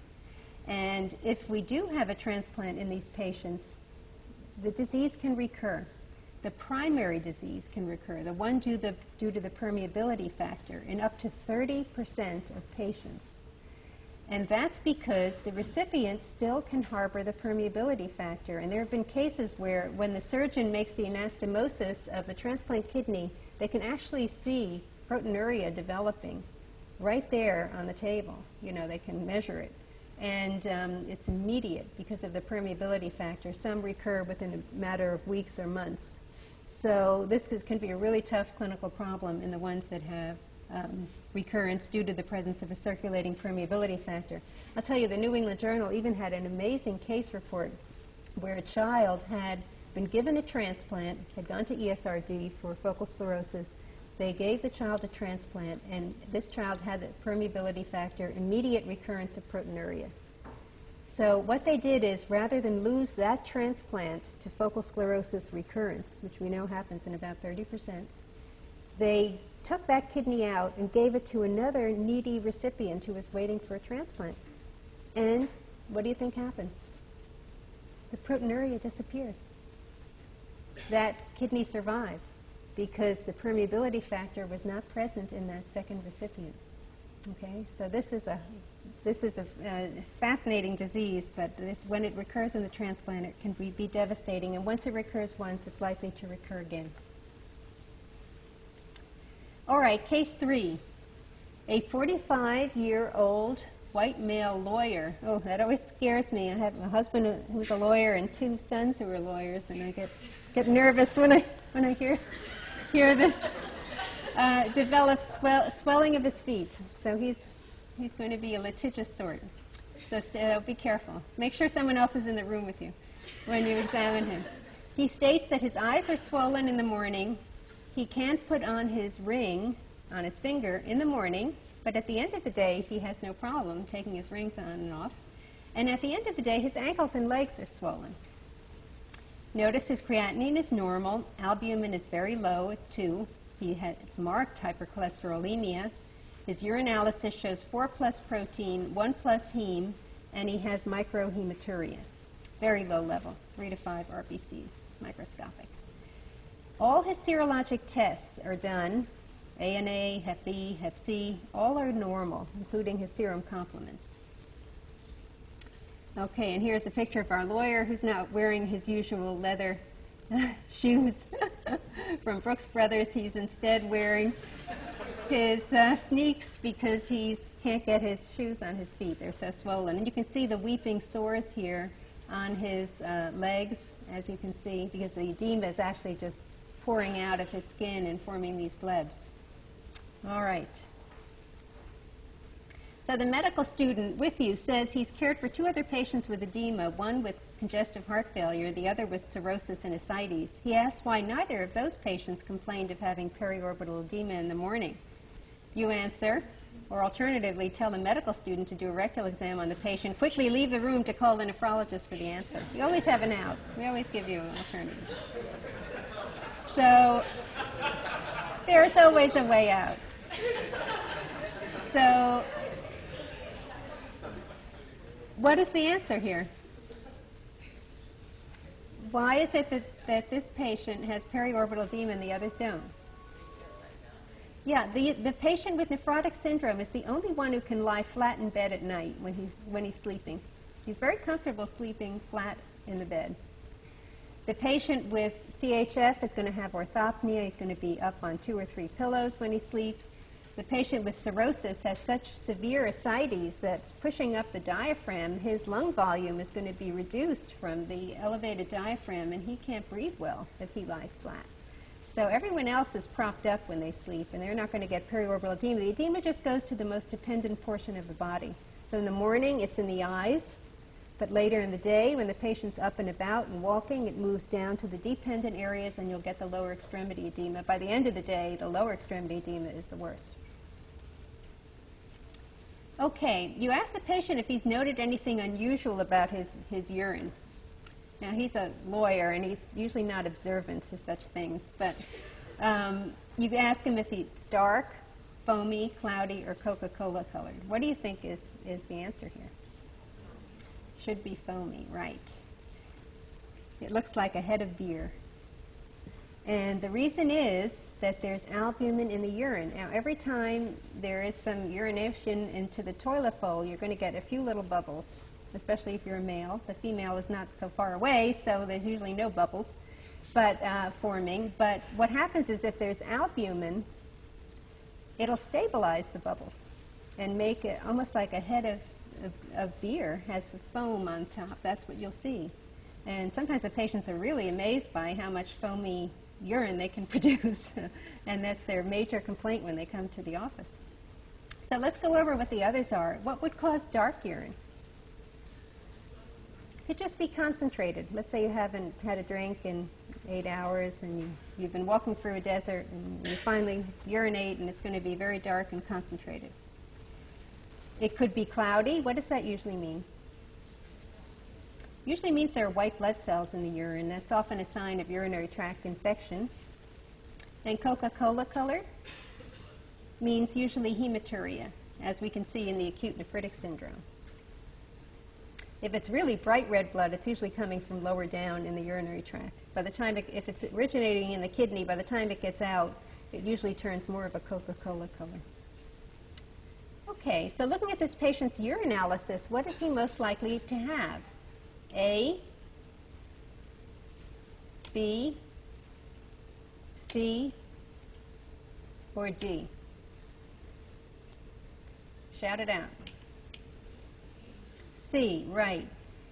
We'll go through each one. What is this? A, muddy brown cast, acute tubular necrosis. This is degenerating epithelial cells and usually some pigment that gets trapped with it. That comes out, and look at all of the epithelial cells next to it. ATN, muddy brown cast. This is allergic interstitial nephritis, where we have eosinophils clustered in a cast on the right stain. This is the correct answer, the Maltese crosses. This is under polarization. Each of these is an individual epithelial cell chock full of reabsorbed lipid. And under polarization, this gives us the Maltese cross, which is the 4-sided cross, the Greek cross, equal sides. each of these being an individual epithelial cell. So that's what we see in nephrotic syndrome when there's hyperlipidemia and lipiduria. And this was just a white blood cell cast in a patient who had pyelonephritis, acute pyelonephritis. So statistically, we have a Caucasian adult who with primary nephrotic syndrome, all his serologies are negative, he has no other systemic disease. What's he most likely to have on biopsy? Membranous. And membranous, by the name, is a thickening of the glomerular basement membranes, as shown here. We know if we do the silver stain, we would see spikes along the membranes. But here with the H&E, all we see is a diffuse thickening, no hypercellularity. This is not a glomerulonephritis. That's why we call it membranous glomerulopathy. Silver stain, very helpful. Oh, I gave it away, sorry. It would most likely show spikes. So think of membranoproliferative as double contours, tram tracks, membranous as spikes. Now, why are the spikes forming? Okay, we'll get to that in a second. IF staining for immunoglobulins and complement would most likely show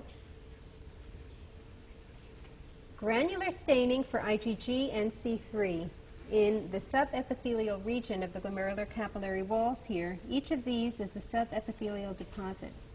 And notice the very regular uniform distribution along the capillary walls. So by EM, these deposits would correspond to subepithelial deposits separated by basement membrane spikes. Okay, these spikes are actually matrix that's formed by the podocyte.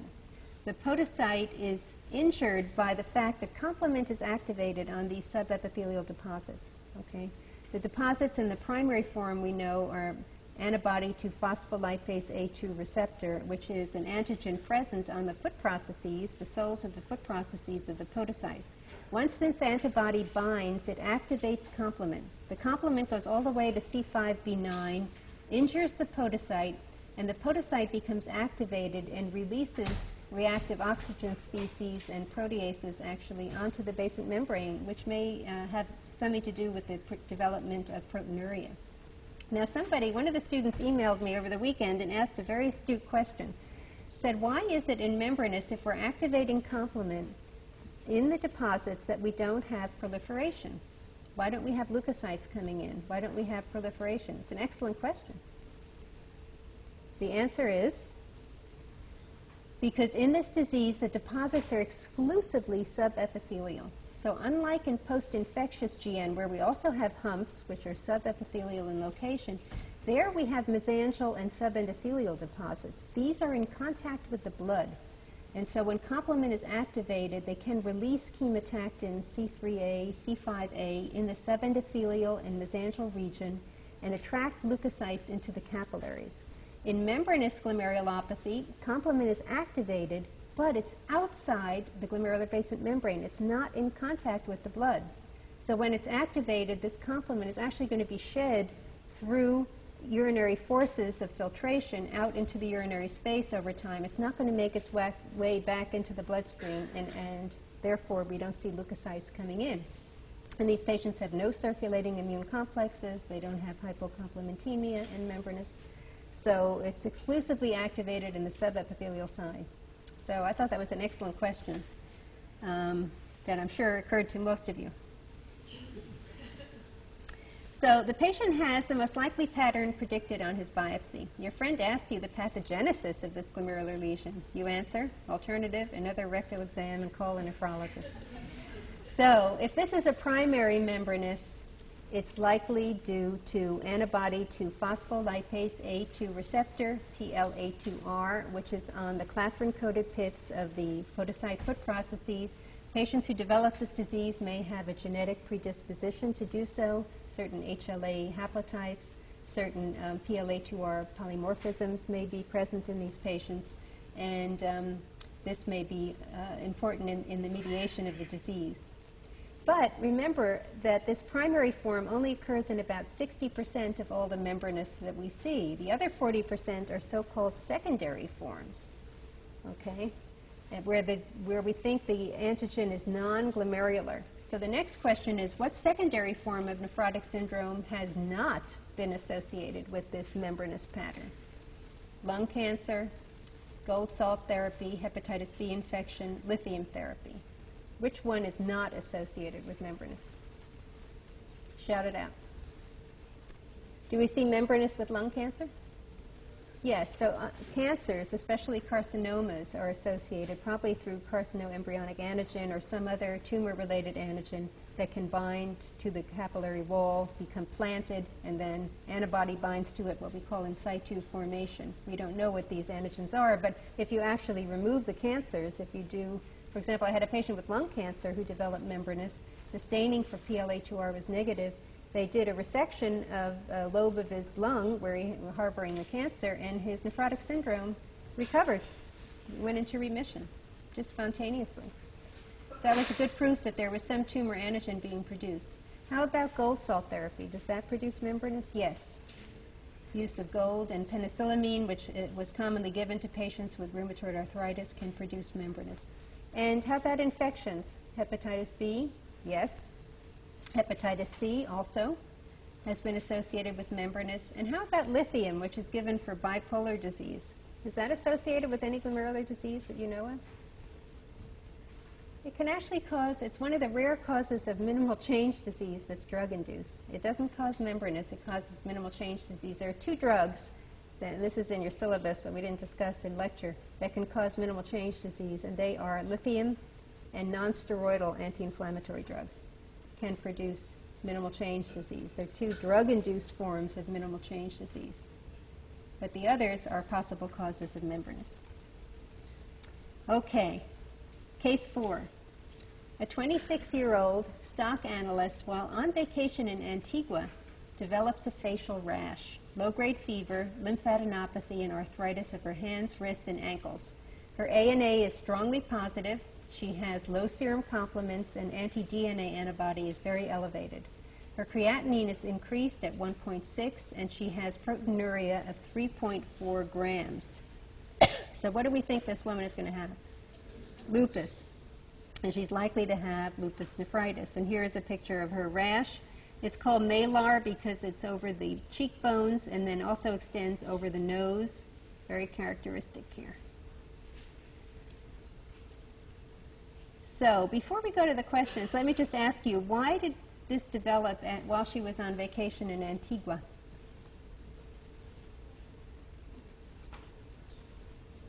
Why did she have her first onset then? Sun exposure? Yeah, actually, these patients are very sensitive to sun exposure, and when you have tanning of the skin or you have a sunburn, what you're actually doing is getting apoptosis of your skin cells. And a lot of people think that the basic defect in lupus is that there is a loss of tolerance to self-antigen, to nuclear DNA, and there is a genetic predisposition to recognize your own nuclear DNA as foreign DNA or RNA, perhaps viral. And that may be the basic defect in this disease. So there's a lot of people who've theorized that. So probably what happens is once you have sun exposure, you're getting, let's say you get sunburn, you're going to have massive apoptosis of your skin cells, release of all this nuclear antigen, and that's what sets off the disease. And being a female is also another factor. You know, females with the hormonal cycles, there's a lot of apoptosis going on all the time in our bodies as we go through the proliferative and secretory phase of the cycle every month. In pregnancy, there's a lot of apoptosis. So patients can't handle apoptosis and the exposure to their own nuclear DNA, and it's perceived as foreign, and they're actually activating a viral program. That's why interferon is so elevated, and you feel like you're having lupus is a bit like having a bad viral infection. You have fever, you have adenopathy, you have a lot of features similar to viral infection. All right, so that's just an aside. Your analysis would most likely show which of the following. We think she has lupus nephritis, so what do you think we're going to find? A, B, C, D. Lupus nephritis, what are we going to have? Okay, so she is presenting again with acute renal failure. She has some proteinuria. What they don't tell us is that when doing the urinalysis, she probably is also going to have some hematuria. But she has an acute nephritic syndrome, also with some proteinuria. And we expect, because this is a glomerulonephritis, that she's going to have red blood cell CAS, which is what I'm showing you here. That's the characteristic finding. This is just a foreign body. Sorry. These are the muddy brown casts of acute tubular necrosis. And this was a patient with acute pyelo who had white blood cell cast. Neutrophil cast, as you can see. So renal biopsy in this disease might show all of the following except. Now, we don't expect you to remember all the different classes of lupus, but you remember I emphasized in my lecture that lupus nephritis is a very pleomorphic disease. It can do almost anything. It can be anything from mesangial proliferative to focal proliferative to diffuse endocapillary proliferative to membranous. All of these different patterns can occur in lupus. Some patients have no renal disease, but there is a whole different spectrum, and how we treat them is going to depend on the severity of the disease. So which can we see in this disease? A, B, C, D. Which does not fit? A, B, C, D. C. What is this a picture of? Diabetic nephropathy with the nodules, exactly. So that is not part of the lupus nephritis spectrum. This is a focal proliferative pattern. Often the lesions are focal segmental with some sparing of glomeruli. This is the diffuse, the most severe form, with diffuse and global endocapillary proliferation. This is our diabetic who has mesangial sclerosis and thickening of glomerular basement membranes with nodules, the so-called Kimball-Steele-Wilson, and thickening of Bowman's capsule. And here is a membranous, just a generic picture of membranous, that the membranous in lupus will differ in that the deposits here are not just subepithelial, they're usually mesangial as well, which is kind of the substratum on which all the classes are built. So what pattern of lupus nephritis is most likely in this patient? Remember, she had a really severe elevation of her creatinine. So it's most likely, I don't expect you to remember the numbers, but what do you think she's going to have? A mesangial form with just deposits and no proliferation, mesangial proliferative, focal proliferative, diffuse proliferative, membranous. Diffuse proliferative, with a creatinine that high, she's likely to have diffuse proliferative, because in a woman, I mean, even I've seen diffuse proliferative lupus nephritis with normal serum creatinines because the muscle mass, you know, is so low that you have to have a GFR that's really low to get an elevation of your serum creatinine. So to have a creatinine this elevated is likely to be diffuse proliferative. And with the proteinuria she has, you know, that can be at a level that we see also in diffuse proliferative. She could even have an associated membranous. You may have more than one pattern together. So that brings us to the famous desert isle question, always asked. What glomerular diseases are associated with hypocomplementemia? Again, one of the most important things you can take away from your lectures on glomerular disease, these four entities are the ones that have hypocomplementemia, and now, today, you know what membranoproliferative glomerulonephritis is, and you know what cryoglobulinemic glomerulonephritis is. Okay, you have an idea. So this is what's in our differential. Okay, case 5. A 12-year-old girl develops a viral URI followed within 1 day by gross hematuria and a rash of the lower extremities. Within several days, she's complaining of abdominal pain, joint pain, and she notes that there's blood in her stool. She has normal renal function, normal serum complements, so it's not one of these. She has negative ANCA and ASLO, and her urinalysis shows mostly hematuria with red blood cell CAS. Her CBC, white blood cells, her hematocrit, her platelets is normal. And here's a picture of her legs. So what is she likely to have with this constellation of findings? Hernach-Schönlein purpura nephritis. So that's the most likely diagnosis. And what is the IF likely to show? IgA. So remember this disease. It has the purpura, abdominal pain, arthralgias, nephritis in the systemic form, and it is due to a multi-system vasculitis in Hernach-Schönlein purpura, where we have IgA-dominant immune deposits not only in the glomeruli, but also in the skin, in the dermal capillaries, producing leukocytoclastic vasculitis, which is the cause of the purpura. If we have just the glomerular involvement, we had no multi-system disease, just glomerulonephritis, what would we call it? IgA nephropathy. So IgA nephropathy is like the renal limited form of this disease, and Hernach-Schönlein purpura is the systemic form.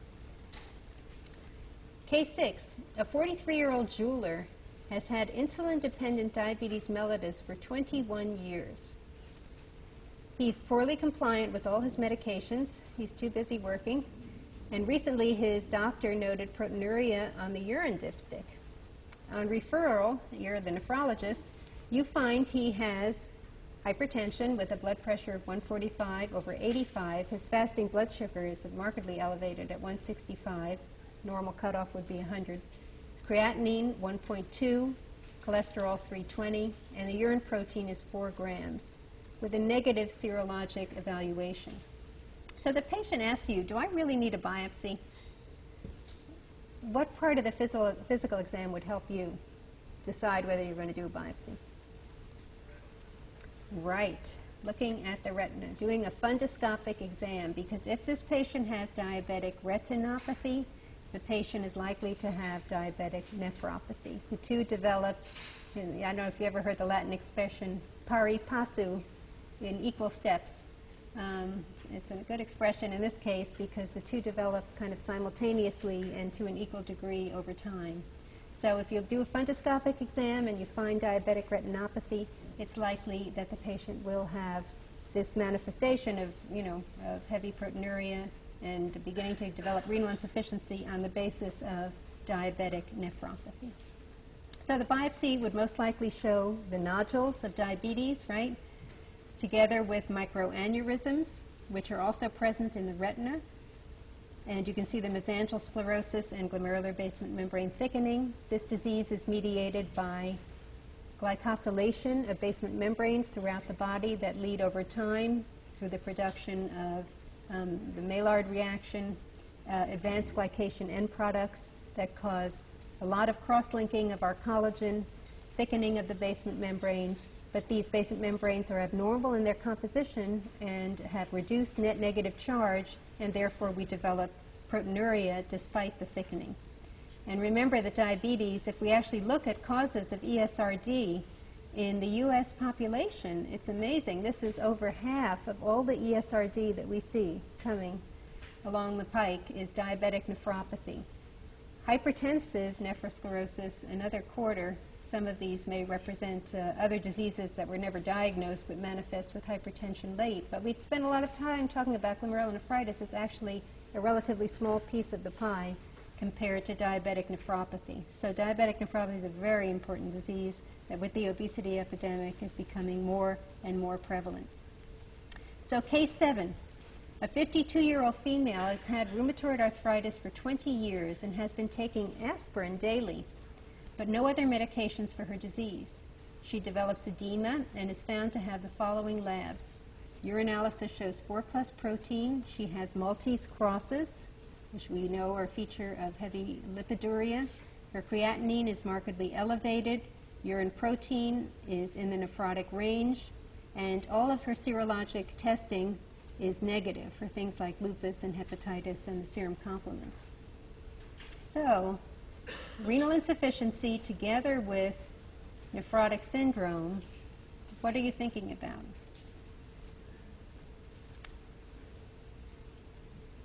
Renal biopsy would most likely show what? What are you thinking about? Rheumatoid arthritis for 20 years. She's only been taking aspirin.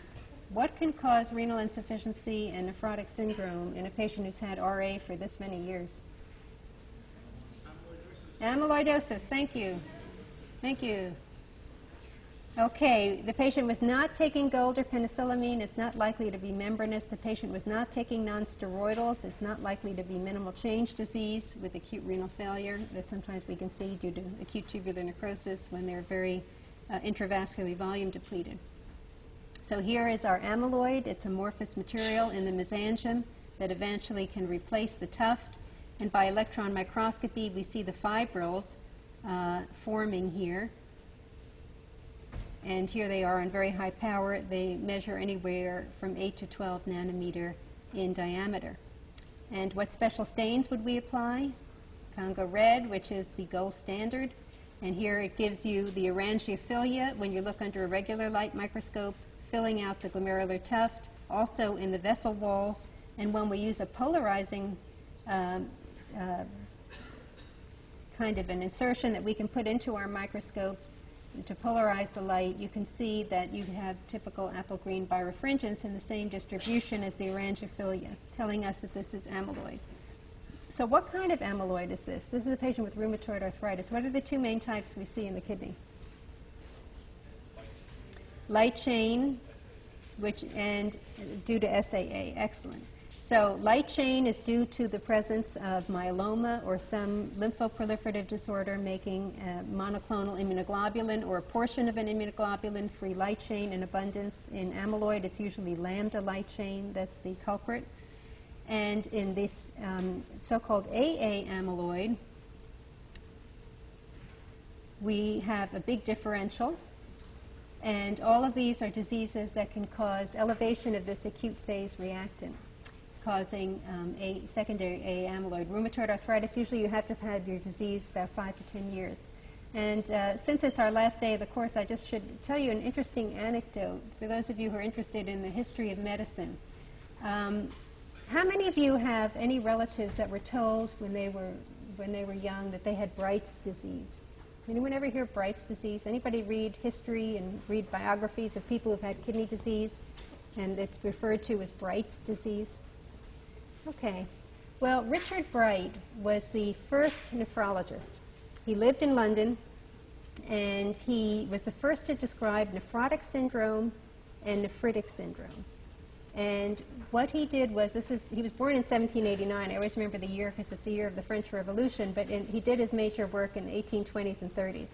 And what he did is he described patients with nephrotic syndrome. And the way he did it is he took their urine and he put it in a spoon, and he put it over a flame, and he actually kind of cooked the urine, and he saw that the urine turned white because he was cooking the albumin in the urine. And it's a bit like when you cook an egg white, right? Because what is an egg white? It's ovalbumin. It's albumin of the egg. And he described all these different cases. He didn't have a dipstick, so that's how he found proteinuria. I mean, it's really ingenious. So he called it coagulating urine, but he was identifying albumin. Anyway, he has case studies in Guy's Hospital, London. And I have a friend who's a renal pathologist who went to the beautiful museum they have there that has all the kidneys preserved in formalin from each of the patients he described with nephrotic syndrome and nephritic syndrome. This is from like the 1830s and 40s. And he said, gee, I really want to know what case 20 was. It was a patient with nephrotic syndrome.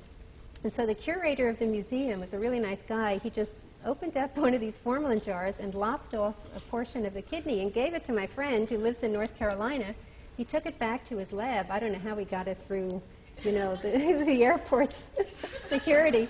But he took it back to his lab and he analyzed it, and he found it was amyloid. And he went ahead and he did the stain for AA protein and for light chain that he could do by immunoperoxidase, and it was AA positive. So he went back to the case study, and he read the little vignette on this patient, and sure enough, it was a woman who had severe tuberculosis. Because you have to remember, in around 1820 and 30, about half of London was infected with TB. So this, at one time, was one of the most common causes of nephrotic syndrome. But in certain parts of the world, it remains so. So that's just a little aside. And remember, in RA, we can also see complications of analgesics, which can cause analgesic nephropathy and papillary necrosis. We've heard about membranous with certain drugs like gold and penicillamine, and now you've learned that nonsteroidals can cause minimal change disease as well as acute interstitial nephritis, and sometimes we see the two together. Here is an example of the papillary necrosis we see in analgesic nephropathy. These patients usually take a combination of aspirin and some other analgesic, which can reduce prostaglandins that are vasodilatory, causing both ischemia and concentration of toxic metabolites in the medulla. In particular, phenacetin was very toxic. That was taken off the market back in 1983 because it had such a high incidence of papillary necrosis.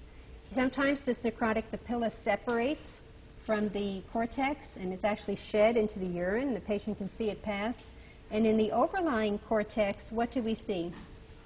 Interstitial nephritis, due to the fact that these nephrons have been disrupted as they enter down into the medulla. So we see inflammation, tubular atrophy. It looks a bit like an interstitial nephritis. So Dr. Markowitz went over with you the causes of papillary necrosis. Maybe we should just say a word about the pathogenesis of each of these so you remember the cause. Sickle cell disease, why do we get papillary necrosis? Because the medulla is relatively hypoxic. Remember, red cells that carry the hemoglobin S tend to sickle in hypoxic conditions. So relative to the cortex, the medulla is more hypoxic, it's more hypertonic. The vasa recta are where the sickling occurs, and eventually they actually get destroyed and they drop out, and you lose your vasa recta, and it can be so severe that you actually develop papillary necrosis. Why did we develop papillary necrosis and obstruction complicated by pyelo? Well, because often this is ascending inflammation, and as it comes up, it ascends into the medulla first, and it can cause such severe injury to the medulla as it ascends from the lower urinary tract in the obstructed state that we develop papillary necrosis. In diabetes, it's usually a combination of the reduced blood supply to the medulla. Medulla only gets 10% normally, but because we have such severe arteriosclerosis and also a tendency to infections in diabetics because they have a voiding residual of urine, they often have a neuropathy that impairs their bladder emptying. They have a voiding residual. This can become infected. So it's usually a combination of some pyelonephritis with the poor vascular supply to the medulla. And in analgesic abuse, we just described the prostaglandin inhibition of the analgesics together with concentration of toxic metabolites, particularly in the medulla, that causes the papillary necrosis. So next time you get thirsty and you want a soda, you'll think of papillary necrosis. So good luck on your exam, and it was really a pleasure to teach you all this here.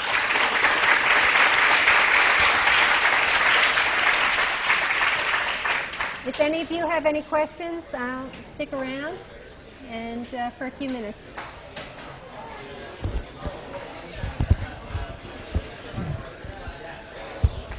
Hi. Of course.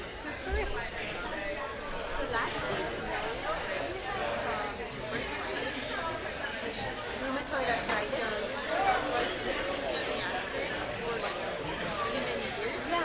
Just based on how do I know that it's gonna be papillary necrosis? Okay, papillary because the patient has such heavy proteinuria. Papillary necrosis is a tubular disease. It can cause the acute Of the we know there's a glomerular disease.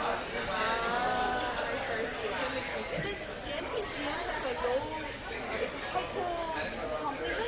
So why is that staying very severe in the Okay, so the complement is low. So it depends. There are different types of MPG, and I didn't want to go over this. Some of them have immune complexes. They activate complement through the classical pathway. Pyroglobulins do that. So both the C4 and the C3 in those cases.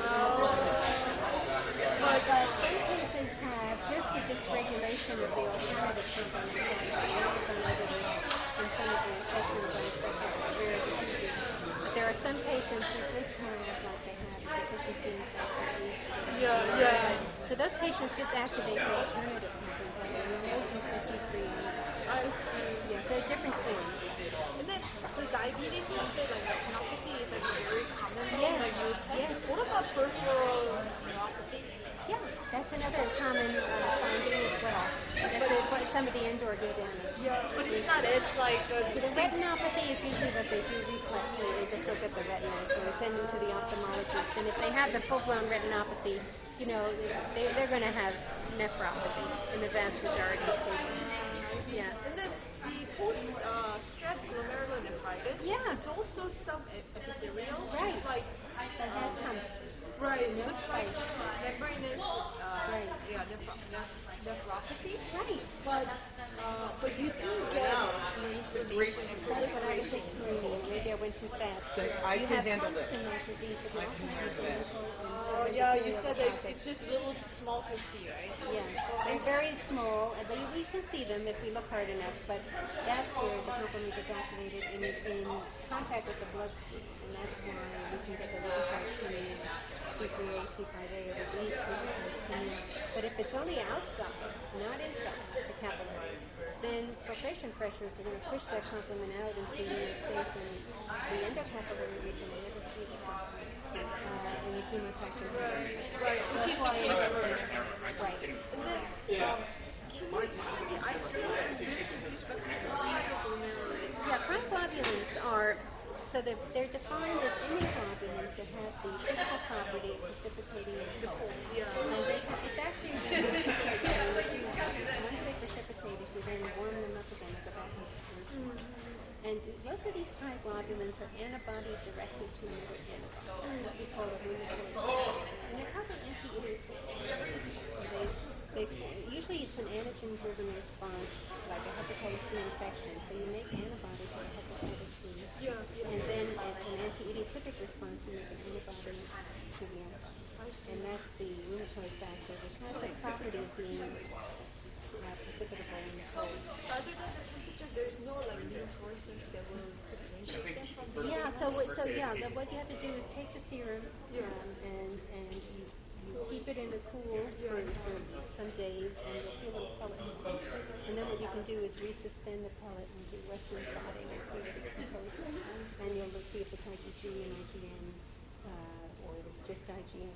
You know, they can tell what is the composition of the cryoglobulin. So we didn't see, because we didn't really see any like histology that's specific for cryoglobulinemia. So it's a membranoproliferative pattern, as I showed you in the beginning. So it's very So 7 endothelial deposits. And I will tell you what is specific is, and I don't want to give you this detail, if you do electron microscopy, these deposits are organized. They form kind of annular tubular structures, so that helps us know the cryo. I see. But all as far as for us, like we just need to know cryoglobulin is like very Causes MPGN and low complements, and it's associated most frequently with hepatitis C. Hepatitis C, and that cold is the way to the tissue. Yes. Okay. Yes. Thank you so much. Oh, it's my pleasure. My pleasure. Thank you. You're I had a welcome. quick question. Yeah. If I remember correctly, FSGS has subendothelial. Is it subendothelial deposit? I'm trying to remember which diseases have it. Okay. So FSGS is not an immune complex mediated disease. It's a podocyte disease. Okay. So we see, but you're right, we do see some beneath the base. Remember, we can get hyaline stuff there. Okay, But that's where the IgM and the C3 form in the area of the sclerotic tuft. Because once you have an area of sclerosis or a scar, you're not filtering normally. The IgM and C3 are not pathogenic. Exactly. They're epiphenomena. So there are no immune deposits that cause FSGS. But you should keep in mind that any glomerulonephritis, once it scars, can produce segmental areas of sclerosis, as part of a post-inflammatory scarring. So we can see as glomerulonephritis progresses, segmental and global sclerotic areas develop, but it's not the disease FSGS. It's just a chronic sclerosing glomerulonephritis. Okay, so yeah. So FSGS, think of it like minimal change disease as a podocyte disease, just a more severe one that's not reversible with steroids, one that progresses and can go to end-stage renal failure and can recur in the transplant. Thank you. You're welcome. And if we knew the etiology, we could give you more information, but I think of it just as a permeability factor. Don't know what that factor is.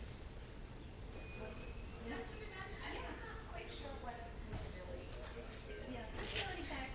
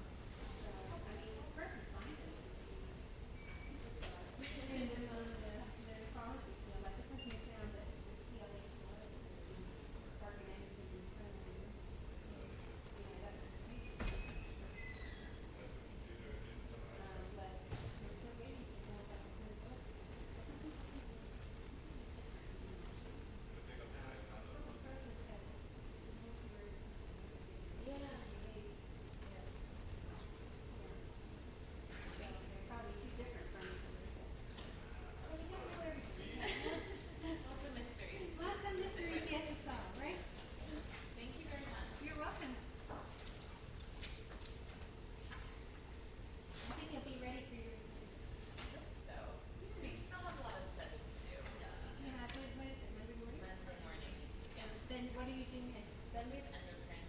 Oh. About a week and a half or so endocrine. I think it's only maybe 2 weeks. Maybe 2 weeks. But being longer, I don't know. Let's see. It's the 18th, and then we're done on the 12th. Okay, so yeah.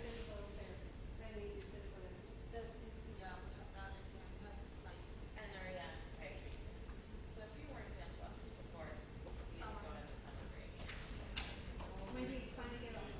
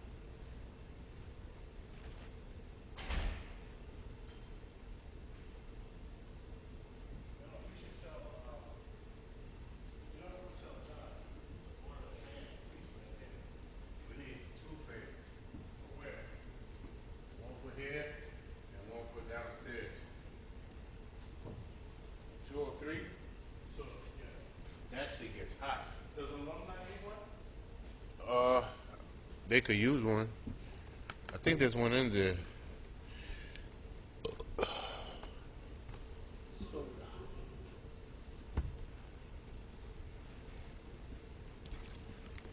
She's just dead.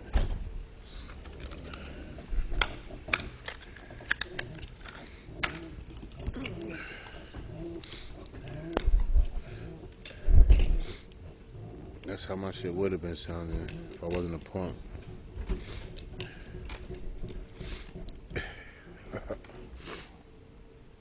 Oh, were you fucking kidding me? Was it dead?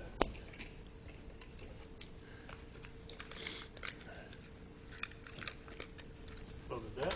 Yeah.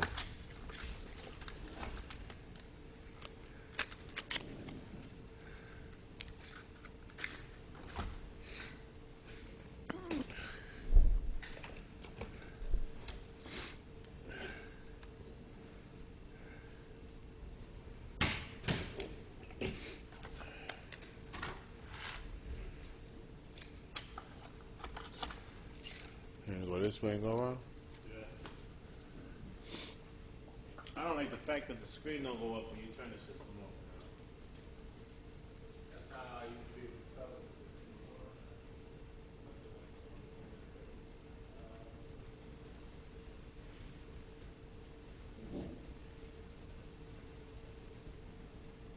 television. Deluminate.